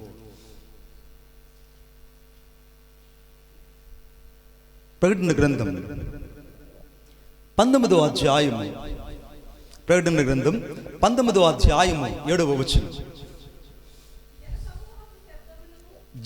చదువు బిడ్డ. శబ్దమును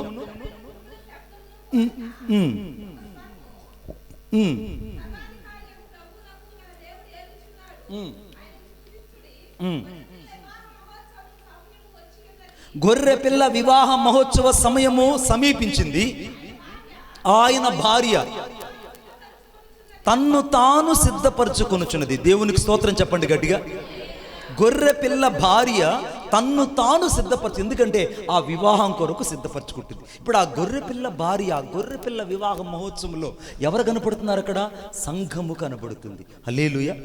ఇప్పుడు నేను నువ్వు ఇంత సేవ ఎందుకు చేస్తున్నావు అన్నయ్య? ఇన్న అవమానాలు, విశ్వాసులు సహకరించినా సహకరించకపోయినా, ప్రేమించకపోయినా, అర్థం చేసుకోకపోయినా, పిడికిళ్ళు అన్నం ఇచ్చినా, వారి దశం భాగాలు ఇచ్చినా ఇవ్వకపోయినా, ఎందుకు మీ మధ్య నశించిపోతున్న ప్రజల మధ్యలో జీవోపవాసన కలిగి పరిచర్య చేస్తున్నామనంటే, వాక్యం ఏం చెప్తుందంటే, అక్కడ గొర్రెపిల్ల భార్య సంఘముగా సిద్ధపరచబడి ఆ వివాహ మహోత్సవంలో ఆ 1000 ఏళ్ల విందులోకి మిమ్మల్ని తీసుకెళ్లాలని. కొట్టు చప్పట్లు గట్టిగా, ఇంకా గట్టిగా. ఇప్పుడు ఆ పెళ్లి విందులోకి ఎవరు వెళ్తారు? ఆ పెళ్లి విందులోకి ఎవరు వెళ్తారంటే పరిశుద్ధులందరూ వెళ్తారు. వెళ్ళబడిన వాళ్ళు పరిశుద్ధులే, దేవుని సంఘము. ఆమేన్. పరిశుద్ధులు వేరు కదా, సంఘం వేరు కదా. సంఘమే పరిశుద్ధులు. అర్థమైందా? సంఘమే విశ్వాసులు అన్నట్టుగా అక్కడ సంఘమే పరిశుద్ధులు. ఇప్పుడు ఈ పరిశుద్ధులందరూ కూడా గొర్రెపిల్ల వివాహ మహోత్సవానికి వెళ్ళినప్పుడు ఆ గొర్రెపిల్ల తన భార్యను తను సిద్ధపరచుకుంటుందట. ఆ భార్య ఎవరో కాదు బిడ్డ, సంఘము. ప్రకటన గ్రంథం 19వ అధ్యాయంలో ఆ గొర్రెపిల్ల వివాహ మహోత్సవంలో ఆ సంఘమును కావలసిన ప్రతి గుణగణాలన్నీ పరిశుద్ధాత్మ దేవుడు అక్కడ ఎందుకు భద్రపరిచి బయలుపరిచాడు మర్మంగా అంటే, ఆ గొర్రెపిల్ల భార్య అట తన్ను తాను సిద్ధపరచుకుంటుందట. ఎక్కడ సిద్ధపరచుకుంటుందంటే బాగా గమనించండి. ఏవేలు గ్రంథం 2వ అధ్యాయం. కొంతమంది బైబిల్ తీయట్లేదు, నేను గమనిస్తున్నా. So just you open your Bible, the God shall speak through this scripture and especially in this night. దేవుని వాక్యాన్ని ఎంతగా తెరచి చూస్తావో దేవుడు అంతగా నీతో మాట్లాడడం ప్రారంభిస్తాడు. ఏవేలు గ్రంథం 2వ అధ్యాయం 16వ వచనం మధ్య భాగంలో, పెళ్లి కుమారుడు అంతఃపురములో నుండి పెళ్లి కుమార్తె గదిలో నుండి రావలను. అంతకు ముందుగా రాబడింది 16వ వచనం పై భాగంలో, జనులను సమకూర్చుడి, సమాజ కూటమును ప్రతిష్ఠించడి, పెద్దల్ని పిలవనంపించండి, అందరినీ తోడుకొరండి. ఎందుకు తోడుకొరమ్మంటాడంటే, గదిలో ఉన్న సంఘము ఆ గొర్రె పిల్ల భార్య ఆ వివాహ మహోత్సవానికి సిద్ధపరచబడాలని. హల్లెలూయా. గట్టిగా చెప్పండి, ఇంకొకసారి గట్టిగా చెప్పండి. ఇప్పుడు యేసుక్రీస్తు ప్రభు ఎందుకు పరలోకానికి భూలోకానికి రాబోతున్నాడంటే, తన గొర్రె పిల్ల భార్యగా ఉన్న సంఘం కొరకు రాబోతున్నాడు.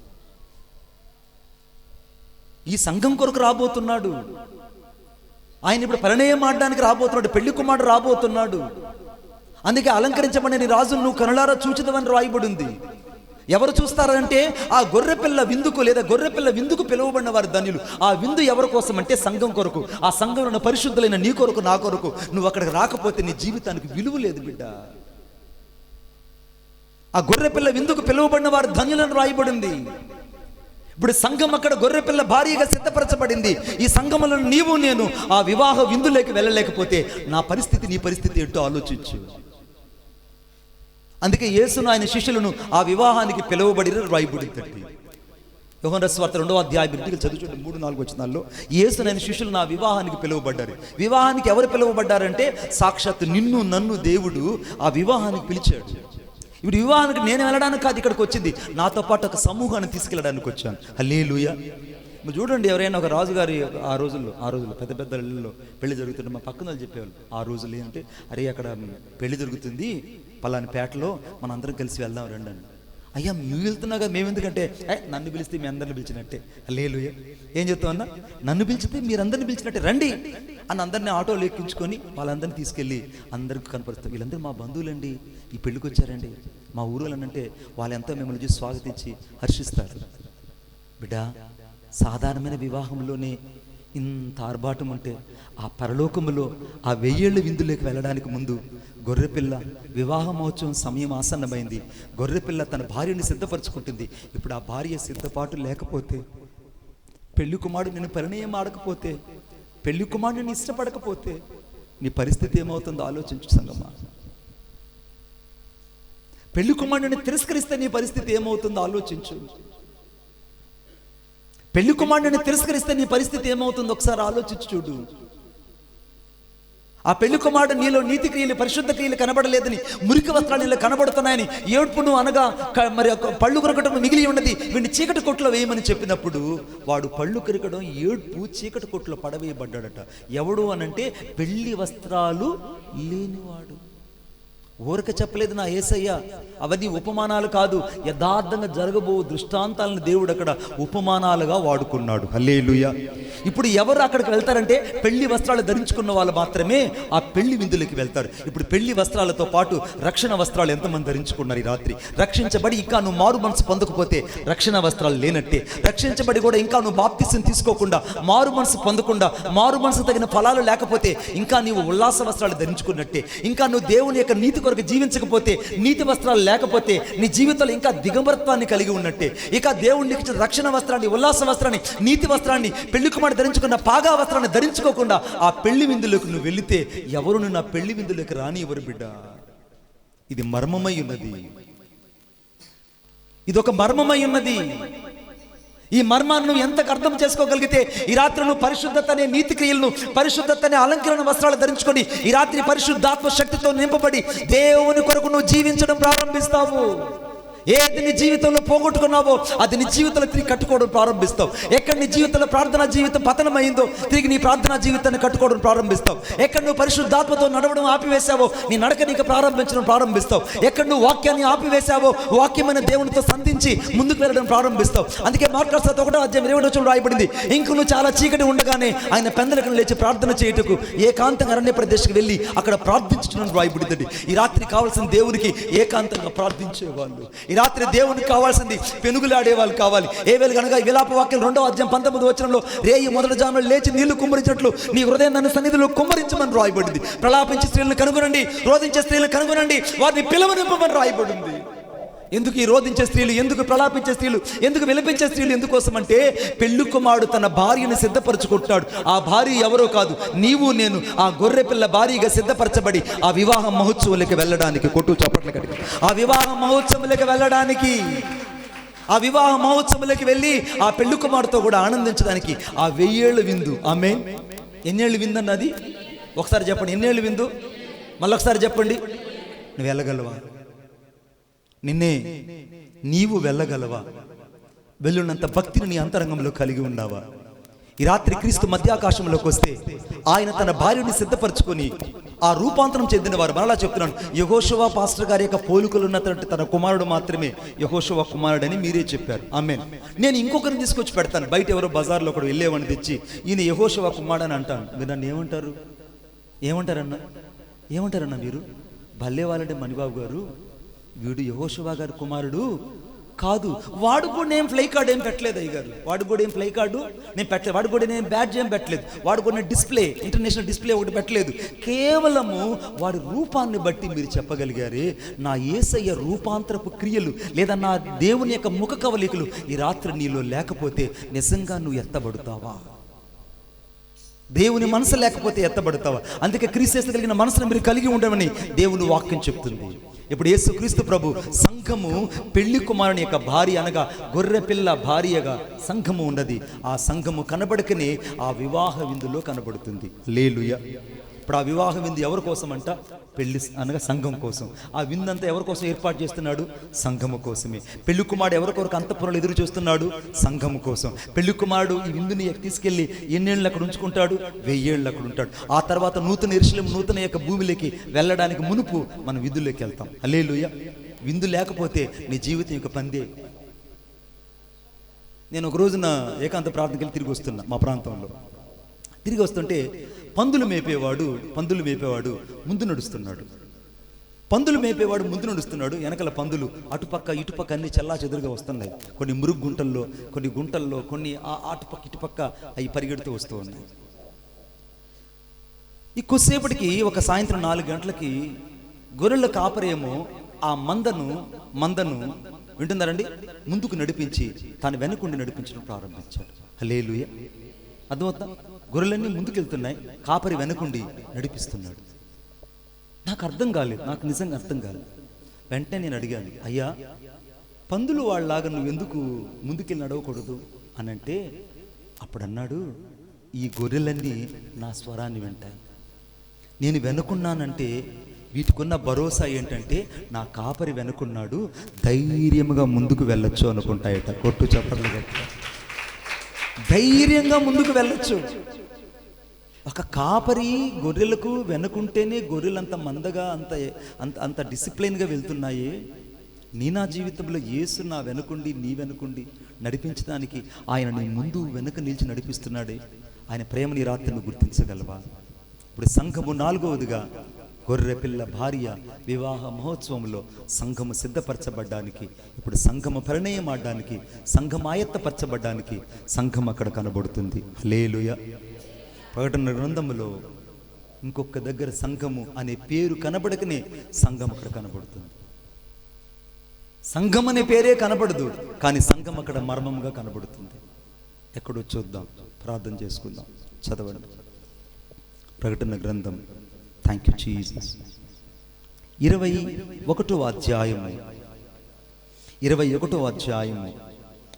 వచనం. 21 మరియు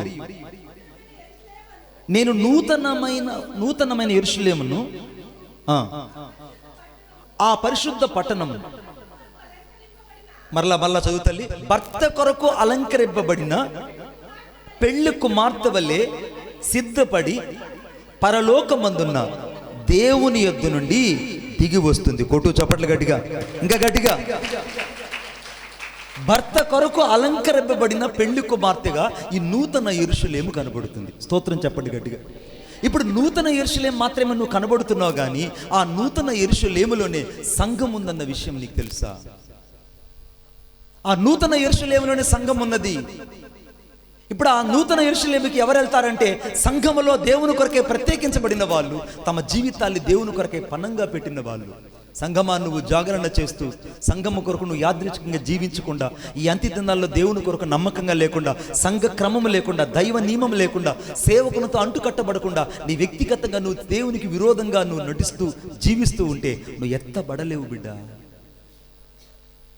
ఆ క్షణాన్ని నువ్వు ఎత్తబడడానికి నీకున్న సమయం ఎంతంటే ద స్పిట్ ఆఫ్ సెకండ్ అని రాయబడింది ఇంగ్లీష్లో. The spit of second. ఒక రెప్పపాటులో వారు ఎత్తబడతారట. రెప్పపాటులో. కళ్ళు మూసి ఒకసారి కళ్ళు తెరవండి, ఒక్క సెకండ్ ఒకసారిగా తెరవండి, ఒక్కసారి. స్పిట్ ఆఫ్ సెకండ్ ఎంతన్నా? Split of second. Split of second లేకి ఉన్నట్టుగుండి నువ్వు యేసులాగా మారిపోతావు. ఆమేన్. యేసయ్య కుమార్తెలాగా మారిపోతావు, రూపాంతరం చెందుతావు. ఇక నీ రూపం నీకుండదు, నీ పాత జీవితం నీకు కనపడదు, నీ పాత వస్త్రాలు నీకుండదు. క్షయత అక్షయతను ధరించుకుంటుంది. క్షయత అక్షయతను ధరించుకుంటుంది. మర్త్యమైనటువంటి ఈ యొక్క దేహము అమర్త్యతను ధరించుకుంటుంది. బైబిల్ చెప్తున్న సత్యం బిడ్డ. సంగమా, నువ్వు నూతన యెరూషలేము, భర్త కొరకు అలంకరింపబడినటువంటి పెళ్లి కుమార్తె వల్లే ఆ నూతన యెరూషలేము ఉంది. ఆ నూతన యెరూషలేములోకి ఎవరు వెళ్తారంటే సిద్ధపరచబడిన సంఘములో ఉన్న పరిశుద్ధులు వీళ్ళు అక్కడ నివసిస్తారు. స్తోత్రం చెప్పండి గట్టిగా, ఇంకోసారి చెప్పండి. ఈ మధ్య మార్స్లేకి ఒక రోవర్ని పంపించారు. ఒక రోవర్ని పంపిస్తే ఆ మార్స్లో మనుషుని యొక్క జీవ కణాలన్నీ కూడా ఎక్కడ లేవట. ఇప్పుడు మార్స్లేకి ఆ యొక్క రోవర్ వెళ్ళి దాదాపు ఒక 3 సంవత్సరాలు అయిపోయింది. 3 సంవత్సరాల నుంచి ఇప్పుడు దాదాపు కొన్ని వేల కిలోమీటర్లు మార్స్ గ్రహం మీద తిరుగుతూ ఉన్నది. అక్కడి నుంచి ఫోటోలు పంపిస్తుంది. ప్రతి గంటకు 2 సార్లు పంపిస్తుంది. ఇన్నిసార్లు పంపిస్తున్నా ఒక్క దగ్గర కూడా జీవ కణానికి సంబంధించినటువంటి ఉనికి లేదు. అక్కడెక్కడ కూడా నీటి జాడలు కనపడడం లేదు. ఎక్కడ కూడా మానవుడు నివసించడానికి అనుగుణ్యమైన వాతావరణం ఎక్కడ లేదు. ఎందుకు లేదనంటే మనుషులకు నివాస యోగ్యమైనది భూమి అని యేసయ్య నోటితో పలికాడు. కొట్టు చప్పట్లు గట్టిగా, ఇంకా గట్టిగా. మనుషులకు నివాస యోగ్యమైనది భూమి, ఇది కాక మరి ఏదీ లేదు అని ఆయన నోటితో చెప్పినందువల్ల ఈ భూమి మీద తప్ప మానవ మనుగడ జీవరాశి ఇంకా ఏ గ్రహములో కనబడదు. ఆమేన్. ఇంకా ఏ గ్రహములో నువ్వు వెతికినా కూడా కనబడదు.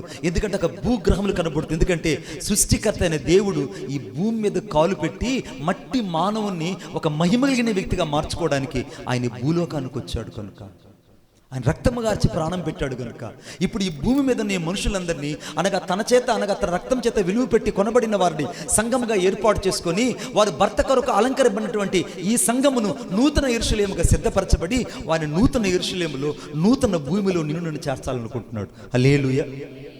గట్టిగా చెప్పండి, హల్లెలూయా. ఆ నూతన యెరూషలేము నూతన భూమిలో ఒక అద్భుతమైన సంఘటన. నేను ఈ మధ్య ఒక కాలంలో బిల్లీ గ్రహం గారు పంజాబ్ రాష్ట్రానికి వెళ్ళాను. పంజాబ్ రాష్ట్రానికి వెళ్తే ఆ పంజాబ్ రాష్ట్రంలో అక్కడ ఒక అద్భుతమైన ప్రదేశం, హట్టి అన్నటువంటి ఒక ప్రదేశం. ఆ ప్రదేశంలో దాదాపు నేను 7 రోజులు పరిచర్య చూసుకొని అక్కడ హిందీ నేను ఇంగ్లీష్లో వర్తమానం ఇచ్చి తర్వాత అక్కడి నుంచి నేను బయలుదేరి ప్రార్థనాపూర్వకంగా హర్యానా వచ్చాను. హర్యానా నుంచి నేను పాటియాలా అనే ప్రదేశానికి వచ్చి, పంజాబ్లో అది పెద్ద ప్రదేశం అది పాటియాలా. ఆ పాటియాల నుంచి నేను బయలుదేరి నేరుగా నేను హర్యానాకు వచ్చి, హర్యానా నుంచి ఆగ్రాకు వచ్చి, ఆగ్రాలో నేను మీటింగ్ చూసుకొని తిరిగి మరలా నేను ఆంధ్ర రావాలి. వస్తున్న సమయంలో నాకు ఒక సంఘటన ఒకటి చెప్పారు. ఏం చెప్పారంటే, అయ్యా ఇక్కడ ఒక దైవజనుడు ఉండేవాడు, ఆ దైవజనుడు ఏం చేశాడంటే అని అన్నారు. ఏంటండి అని చెప్పాను. చెప్తే వాళ్ళని ఒక ఎత్తైన కట్టడానికి తీసుకెళ్లారు. ఆ కట్టడానికి తీసుకెళ్ళిన తర్వాత ఆ కట్టడంలో చాలా విలువైనటువంటి ఓ మంచి భవంతి అక్కడ కనబడుతుంది. ఆ భవంతి అంతా ఖాళీగా ఉంది. నేను అన్నాను, ఇంత పెద్ద భవంతి ఖాళీగా ఉంది, ఇది ఎవరి కోసమని అంటే ఇదంతా ఒక సర్వెంట్కి ఇచ్చాడండి అన్నారు. హల్లెలూయా. ఆ భవంతి యొక్క కాస్ట్ ఎంత అంటే అన్న మీరు నమ్మండి, దాదాపు 400 కోట్లు ఉంటుందన్న. 400 crores. అది ప్యాలెస్తో. అక్కడ పంజాబ్ అంతా కూడా తెల్లరాతి కట్టడాలు, మనలాగా ఇటువంటి మనమంతా నాసిరకం బండలు వేసుకుంటాం అన్న. అక్కడంతా వైట్ ప్యూర్ పాలిష్ బండలు వేసుకుంటారు వాళ్ళు, ఫస్ట్ క్వాలిటీ బండలు వేసుకుంటారు. ఆ బండలన్నీ ఒక నౌకరికి ఇచ్చాడట. నాకు ఆశ్చర్యం వేసింది, ఏంది మనవడికి ఇవ్వకుండా, కొడుకు ఇవ్వకుండా, కొడుకు బిడ్డలు ఉంటారుగా, కూతురు బిడ్డలకి ఇవ్వకుండా నౌకరికి ఇవ్వటం ఏంటి అని అంటే, ఏం లేదండి, ఈ రాజుగారు ఆయన వెళ్ళిపోతూ ఒక వీలునామా రాసి పెట్టాడు. ఆ వీలునామా ఎక్కడ రాశాడో ఎవరికి తెలియదు. ఆయన కాలక్రమేణా చనిపోయిన తర్వాత అక్కడట్టు వాళ్ళందరూ వచ్చి ఏం చేశారంటే, కొంతమంది విలువైన సోఫాలన్నీ పట్టుకెళ్ళిపోయారట. కొంతమంది వచ్చేసి ఆ చీరలు ఉంటాయి కదన్నా, పట్టు వస్త్రాలు, వాళ్ళ భవంతులు ఉన్న పెద్ద పెద్ద రాజసింహాసనాలన్నీ పట్టుకెళ్ళిపోయారు. మరికొంతమంది వచ్చి ఆ తివాచీలు పట్టుకెళ్ళిపోయారు. రకరకాల అలంకరణ వస్తువులన్నీ పట్టుకెళ్ళిపోయారు. ఆ రాజుగారి కుమారుడు ఆ ఫోటో ఆ గోడకి ఏలాడుతుంది, ఒక ఛాయాచిత్ర పెయింట్ అది. ఆ పెయింట్ కలిగిన ఆ చిత్రాన్ని ఒక్కరు కూడా తాకలేదు. అందరూ వెళ్ళిపోయిన తర్వాత ఆ ఇంట్లో నౌకరుగా పనిచేస్తున్నాడు ఒక అతను అక్కడ మౌనంగా కూర్చొని ఉంటే వాళ్ళు అన్నారంట, ఏంటయ్యా నువ్వు అక్కడే ఉన్నావు, పిచ్చోడు ఎర్రుబాగులోడివి, మేము తలా ఒక వస్తువు పట్టుకెళ్తున్నాం, నువ్వు కూడా ఒక మంచి డైనింగ్ టేబుల్ పట్టుకెళ్ళి అది టేకుతో సంబంధించి ఎక్కడ అమ్ముకుంటే నీకు మంచి ధనం వస్తుంది, లేదా తివాచీలు పట్టుకెళ్ళు, లేకుంటే విలువైన కుర్చీలు పట్టుకెళ్ళు, లేకుంటే ఉన్న సంపద అంతా ఏదో ఒకటి పట్టుకెళ్ళానంటే అతడు అన్నాడు, ఇవేవి నాకు వద్దయ్యా, మీరు ఉన్నవన్నీ మీరే పట్టుకెళ్ళిపోండి అన్నాడు. వీడు పిచ్చోడండి, బతకలేనటువంటి వీడు పిచ్చోడండి అని అందరూ అతను అసహించుకున్నారు. ఆ ఇల్లంతా కొద్దిసేపటికి ఖాళీ అయిపోయింది. ఇల్లు మొత్తం ఖాళీ అయిపోయింది. ఒక ఫోటో మాత్రమే, అది కూడా ఒక పెయింట్ చిత్రం, ఆ చిత్రం మాత్రం అక్కడ వేలాడుతుంది గాలికి అటు ఇటు కిటికీ దగ్గర. వెంటనే ఈ పనివాడు వెళ్ళి తన చేతిలో ఉన్నట్టు ఆ తువ్వాలను తీసుకొని ఆ యొక్క కుమారుడి యొక్క ఫోటో అంతా తుడిచి ముద్దు పెట్టుకొని అన్నీ పోయాయి, ఈ బాబుగారు ఫోటో నా దగ్గర ఉంటే చాలునుకొని ఆ ఫోటోని తీసుకొని చంకలో పెట్టుకొని వస్తుంటే ఊరంతా గేలి చేశారు. ఏదన్నా మంచి విలువైన వస్తువు తెచ్చుకోకుండా ఈ చిన్న ఫోటో ఎత్తుకుపోతున్నాడు, ఎట్టోడండి వీడు, ఏం బతుకుతాడండి వీడు అని అందరు అంటుంటే ఆ తీసుకెళ్ళి తన ఇంట్లో ఉన్న చిన్న పెంకుటింట్లో తగిలిచ్చాడట. కొద్ది రోజుల తర్వాత ఆ గాలికి ఆ ఫోటో ఊడి కింద పడిపోయింది. కింద పడిపోగానే దాని లోపల కొన్ని విలువైన డాక్యుమెంట్స్ ఉన్నాయి. హల్లెలూయా. ఆ విలువైన డాక్యుమెంట్స్ చదవడానికి కూడా తన వల్ల కాలేదు. వాటిని తీసుకొచ్చి అక్కడ ఉన్నటువంటి పెద్దలకు ఇస్తే ఆ పెద్దలు అన్నారు, ఎవరికైతే ఈ డాక్యుమెంట్ దొరుకుతుందో వారికే నా 4 కోట్ల విలువైన భవంతి మీద సర్వాధికారం అని చెప్పాడట. కోటు చప్పట్ల గట్టిగా, ఇంకా గట్టిగా, వారికి మాత్రమే ఈ భవంతి. ఇప్పటికీ ఉంది నౌకరు భవంతి, దాని కింద రాసి ఉంటారు. ఆ భవంతి కింద నౌకరు భవంతి. ఆ నౌకరికి 4,000 కోట్ల రూపాయల భవంతి వస్తుందని ఎప్పుడైనా కలగనుంటాడు పెంకుటిల్లోడు? ఎందుకు అంత ఆధిక్యత వచ్చిందంటే ఆ రాజుగారి యొక్క కుమారుణ్ణి హత్తుకున్నాడు బిడ్డ. ఈ రాత్రి నీవు నేను ఎవరైనా సరే కుమారుడైన యేసుక్రీస్తు ప్రభువును హత్తుకోకపోతే, కుమారుడైన యేసుక్రీస్తు ప్రభువుకు నీ జీవితాన్ని అప్పగించకపోతే, కుమారుడైన యేసయ్యతో కలిసి నువ్వు నడవకపోతే, కుమారుడైన యేసయ్యతో కలిసి నీవు జీవితాంతం అనగా ఆయన కొరకే సజీవ యాగంగా పోయబడిన ప్రాణార్పణంగా నీ జీవితాన్ని అప్పగించకపోతే నువ్వు ఆ భవంతిలోకి చేరలేవు. నీ కొరకే విలువైనవన్నీ దేవుడు సిద్ధపరిచాడు. ఆ నూతన యెరూషలేములో, నూతన భూమిలో నూతన ఆకాశం నీ కొరకే దేవుడు సృష్టించబోతున్నాడు. ఆ నూతన భూమి, నూతన ఆకాశము నీ కొరకే సృష్టించబడింది. అది పరిశుద్ధుల కొరకు సృష్టించబడింది. అది నా కొరకు, నీ కొరకు. స్తోత్రం చెప్పండి గట్టిగా. అది ఎవరి కొరకు అంట? నా కొరకు. మమ్మల్ని నన్ను పక్కకు దోసేద్దండి. అదే నా కొరకు, నీ కొరకు. ఎవరి కోసం నూతన భూమి? ఎవరి కోసం? సరే నీ కోసం కాదని నువ్వు చెప్తే నువ్వు ఊరుకుంటావా? ఎవరన్నా ఊరుకుంటారండి? ఎవ్వరు ఊరుకోరండి. ఆ నూతన భూమి, నూతన ఆకాశంలోకి నువ్వు వెళ్ళాలి అంటే నూతన ఆకాశం, నూతన భూమిలో అనగా సిద్ధపరచబడినటువంటి భర్త కొరకు అలంకరించబడిన ఆ యొక్క వధువు లేదా ఆ సంఘము అనగా ఆ నూతన యెరూషలేములో కనబడుతుంది. ఆ సంఘం ఎవరో కాదు, ఈ రాత్రి నీవు నేను. ఇప్పుడు సంఘము మొదట ఎక్కడ కనపడింది? దీపస్తంభంలో కనపడింది. రెండోదిగా సంఘం ఎక్కడ కనపడింది? ప్రకటన గ్రంథంలో మగ శిశువులో, జయించబడిన మగ శిశువులో కనపడింది. మూడోదిగా సంఘం ఎక్కడ కనపడింది? అమ్మా ప్రథమ ఫలాల పంటగా కనపడింది. నాలుగోదిగా సంఘం ఎక్కడ కనపడింది? గొర్రెపిల్ల భార్యగా వివాహ మహోత్సవంలో కనపడింది. ఇప్పుడు ఐదవదిగా సంఘం ఎక్కడ కనపడుతుంది? నూతన యెరూషలేములో భర్త కొరకు అలంకరింపబడిన పెళ్లి కుమార్తెగా నూతన యెరూషలేము కనపడుతుంది. ఇప్పుడు ఆ నూతన యెరూషలేముకి నీవు నేను వెళ్ళినట్లుగా దేవుడు కృప అనుగ్రహించునుగాక. ఆమేన్. అందరం చెప్తాం, దేవుడు నాకు నూతన యెరూషలేముకి వెళ్ళునట్లుగా నన్ను సిద్ధపరచునుగాక. నువ్వు వెళ్ళే నూతన యెరూషలేము ఎలా ఉంటుందో చెప్పనా? కోటాను కోట్ల దేవదూతలు, such wonderful of the angels. కోటాను కోట్ల దేవదూతలు, శరాపులు, కెరూబులు, ఎటు చూసిన జీవవృక్ష ఫలాలు. ఆ నదికి అవలుంటుంది. 12 నెలలకు 12 కాపులు కాస్తుంటాయి. మరుగైన మన్నా నీ కొరకే సిద్ధపరచబడి ఉంటుంది. 78వ దావీదు కీర్తనలో ఆగిపోయిన మన్నా అనగా దేవదూతలు తినే మన్నా అనగా ఈ నిర్గమకాండంలో కురిసినటువంటి ఆ మన్నా అనగా యోహాను సువార్త 6వ అధ్యాయంలో ఆగిపోయిన ఆ మన్నా ఇప్పుడు తిరిగి మనలా పరలోకంలో నీవు నేను తినబోతున్నాం. స్తోత్రం కొట్టు. ఇంకా గట్టిగా, ఇంకా గట్టిగా, ఇంకా గట్టిగా, గట్టిగా, గట్టిగా. ఆ మన్నా నీవు నేను తినబోతున్నాము. జయించవాన్ని దేవుని ఆలయంలో ఒక స్తంభంగా ఉంచబోతున్నాడు దేవుడు. ఆ పునాదులు కలిగిన పట్టణానికి, నీలకాంత మర్మమైనటువంటి ఆ యొక్క పునాదులు కలిగిన పట్టణంలో నీవు నేను ఒక జయించే స్తంభంగా ఉండబోతున్నాం. ఆమేన్. మరుగైన మన్నాను దేవుడు నీకు భుజించడే కాదు, క్రొత్త రాత్రిని నీకు ఇవ్వడమే కాదు, మరుగైన రహస్య పేరును దేవుడు నీ హృదయం మీద రాయిపోతున్నాడు. ఇవన్నీ ఎవరికి సొంతం అంటే ఆ నూతన యెరూషలేములోకి వెళ్ళిన వారికి. శరాపులు, కెరూబులు మిమ్మల్ని చూసి ఆశ్చర్యపోతుంది. అమ్మో, ఈ సేవకుడు భూమి మీద ఎంతో సేవ చేశాడట. ఆమె ఎందుకంటే దేవదూతలు చేయలేని ఈ సేవను ధూపార్తి చేవ పట్టుకొని సేవ చేసే భాగ్యము మట్టి మానవుడైన నీకు నాకు ఇచ్చాడయ్యా. ఎవరికి లేదయ్యా ఈ భాగ్యం. చాలా మందికి సంఘానికి సేవకులంటే తృణీకరించే స్వభావం ఉంటుంది.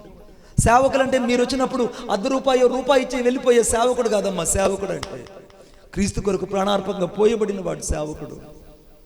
తాను సజీవ యాగంగా దేవుని కొరకై బలిపీఠం మీద అప్పగించుకున్నవాడు సేవకుడు. నేను కొన్ని సంవత్సరాల క్రితం అన్నను నేను దర్శించాను. అన్నను దర్శించినప్పుడు అన్నకు ఆ సమయంలో ఆపరేషన్ చేశారు.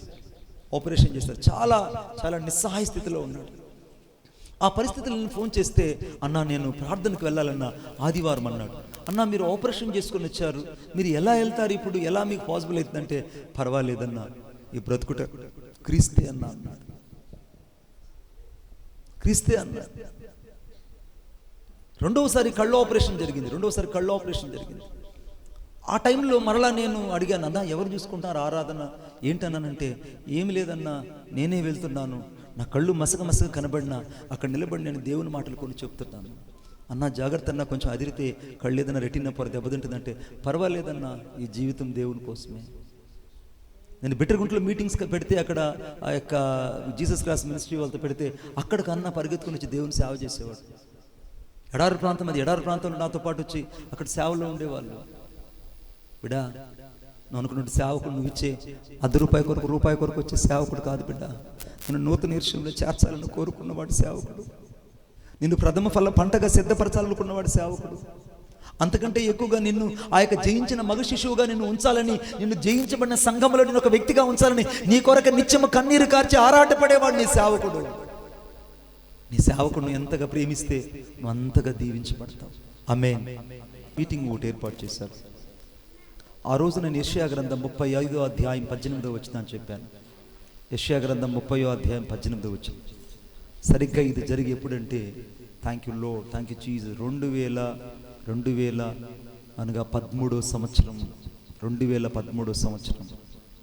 ఆ రోజున వాక్యం చెప్పినప్పుడు మందిరంలోకి తీసుకొచ్చారు. చెప్పా కదా, చిన్న పాకని ప్రార్థిస్తున్నప్పుడు పరిశుద్ధాత్మ దేవుడు, అన్న ఈ ప్రాంతం నేను ఒక మంచి పెద్ద బిల్డింగ్ కలిగిన మందిరాన్ని చూడబోతున్నాను. ఆమేన్. ఒక మంచి పెద్ద మందిరాన్ని చూడబోతున్నాను. ఆ మందిరం చాలా విశాలంగా ఉంటుంది. ఇక్కడ మీరు ఇప్పుడున్నట్టు పాక మందిరం కాదు, ఎక్స్ట్రాడినరీగా కన్స్ట్రక్ట్ కలిగిన బిల్డింగ్ ఉంటుంది. ఆ బిల్డింగ్లో దాదాపు అనగా 8 పిల్లర్లు కలిగిన బిల్డింగ్ అయి ఉంటుంది. ఆ బిల్డింగ్ దేవుడు ఆశీర్వదిస్తాడు. అటు తర్వాత ముందు ఎక్స్టెన్షన్ అవుతుంది. దాని తరువాత దేవుడి పరిచయను దిట్టపరిచి విశాలపరిచి స్థాపింపబోతున్నాడు. ఆమేన్.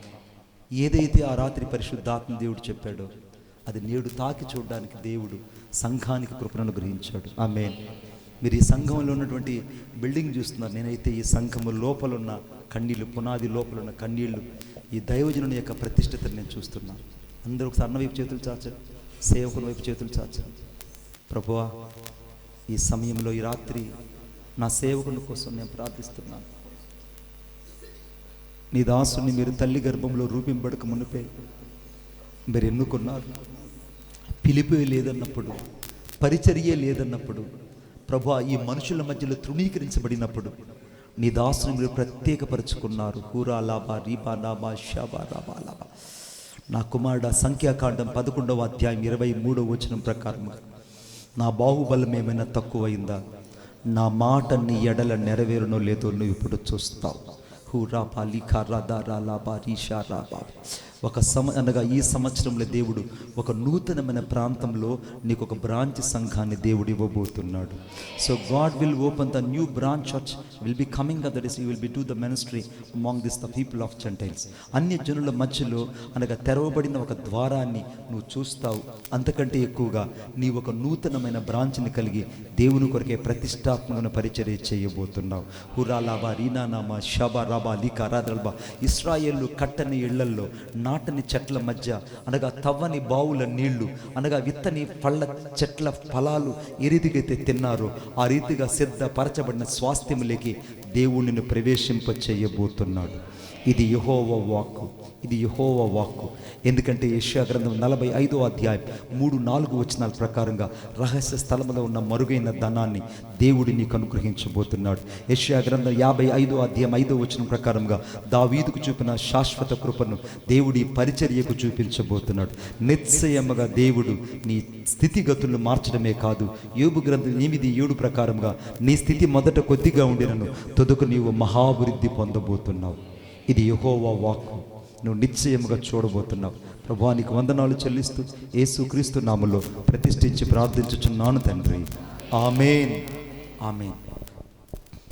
ప్రైజ్ లార్డ్ అన్నా, ప్రైజ్ లార్డ్.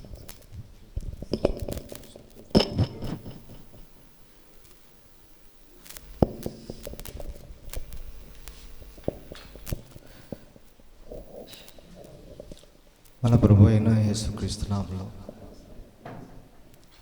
కూడి వచ్చిన దేవుని బిడ్డలందరూ కూడా ప్రతి సంవత్సరం అందరూ చాలా పరిచయం సహకరిస్తున్నారు. మరి కొద్ది సంఘం దేవుడు భారంతో సేవ చేస్తున్నాం.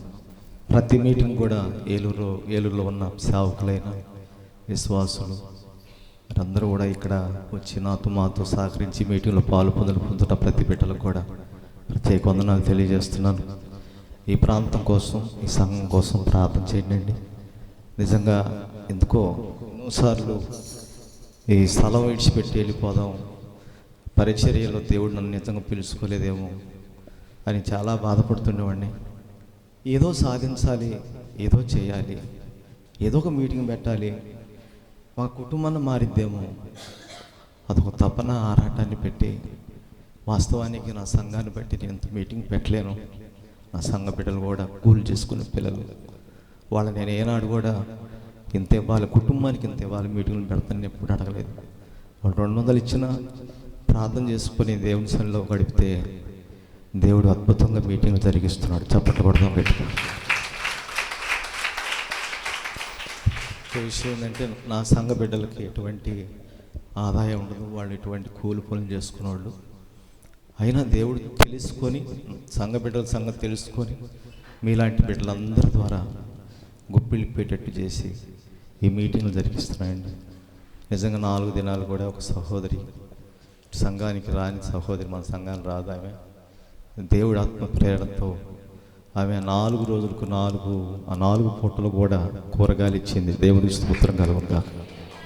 అలాగనే మరి నూతనంగా మారిన మా సహోదరి లక్ష్మి పరిమళ గారు గత సంవత్సరం విగ్రహారాధనని నా చేతులతో పారేసి మరి దేవుని తెలుసుకొని రక్షణ పొంది క్రమంగా దేవుని సన్నిధికి వచ్చి కన్నీటి ప్రార్థన చేస్తుంది ఈ ప్రాంతం కోసం.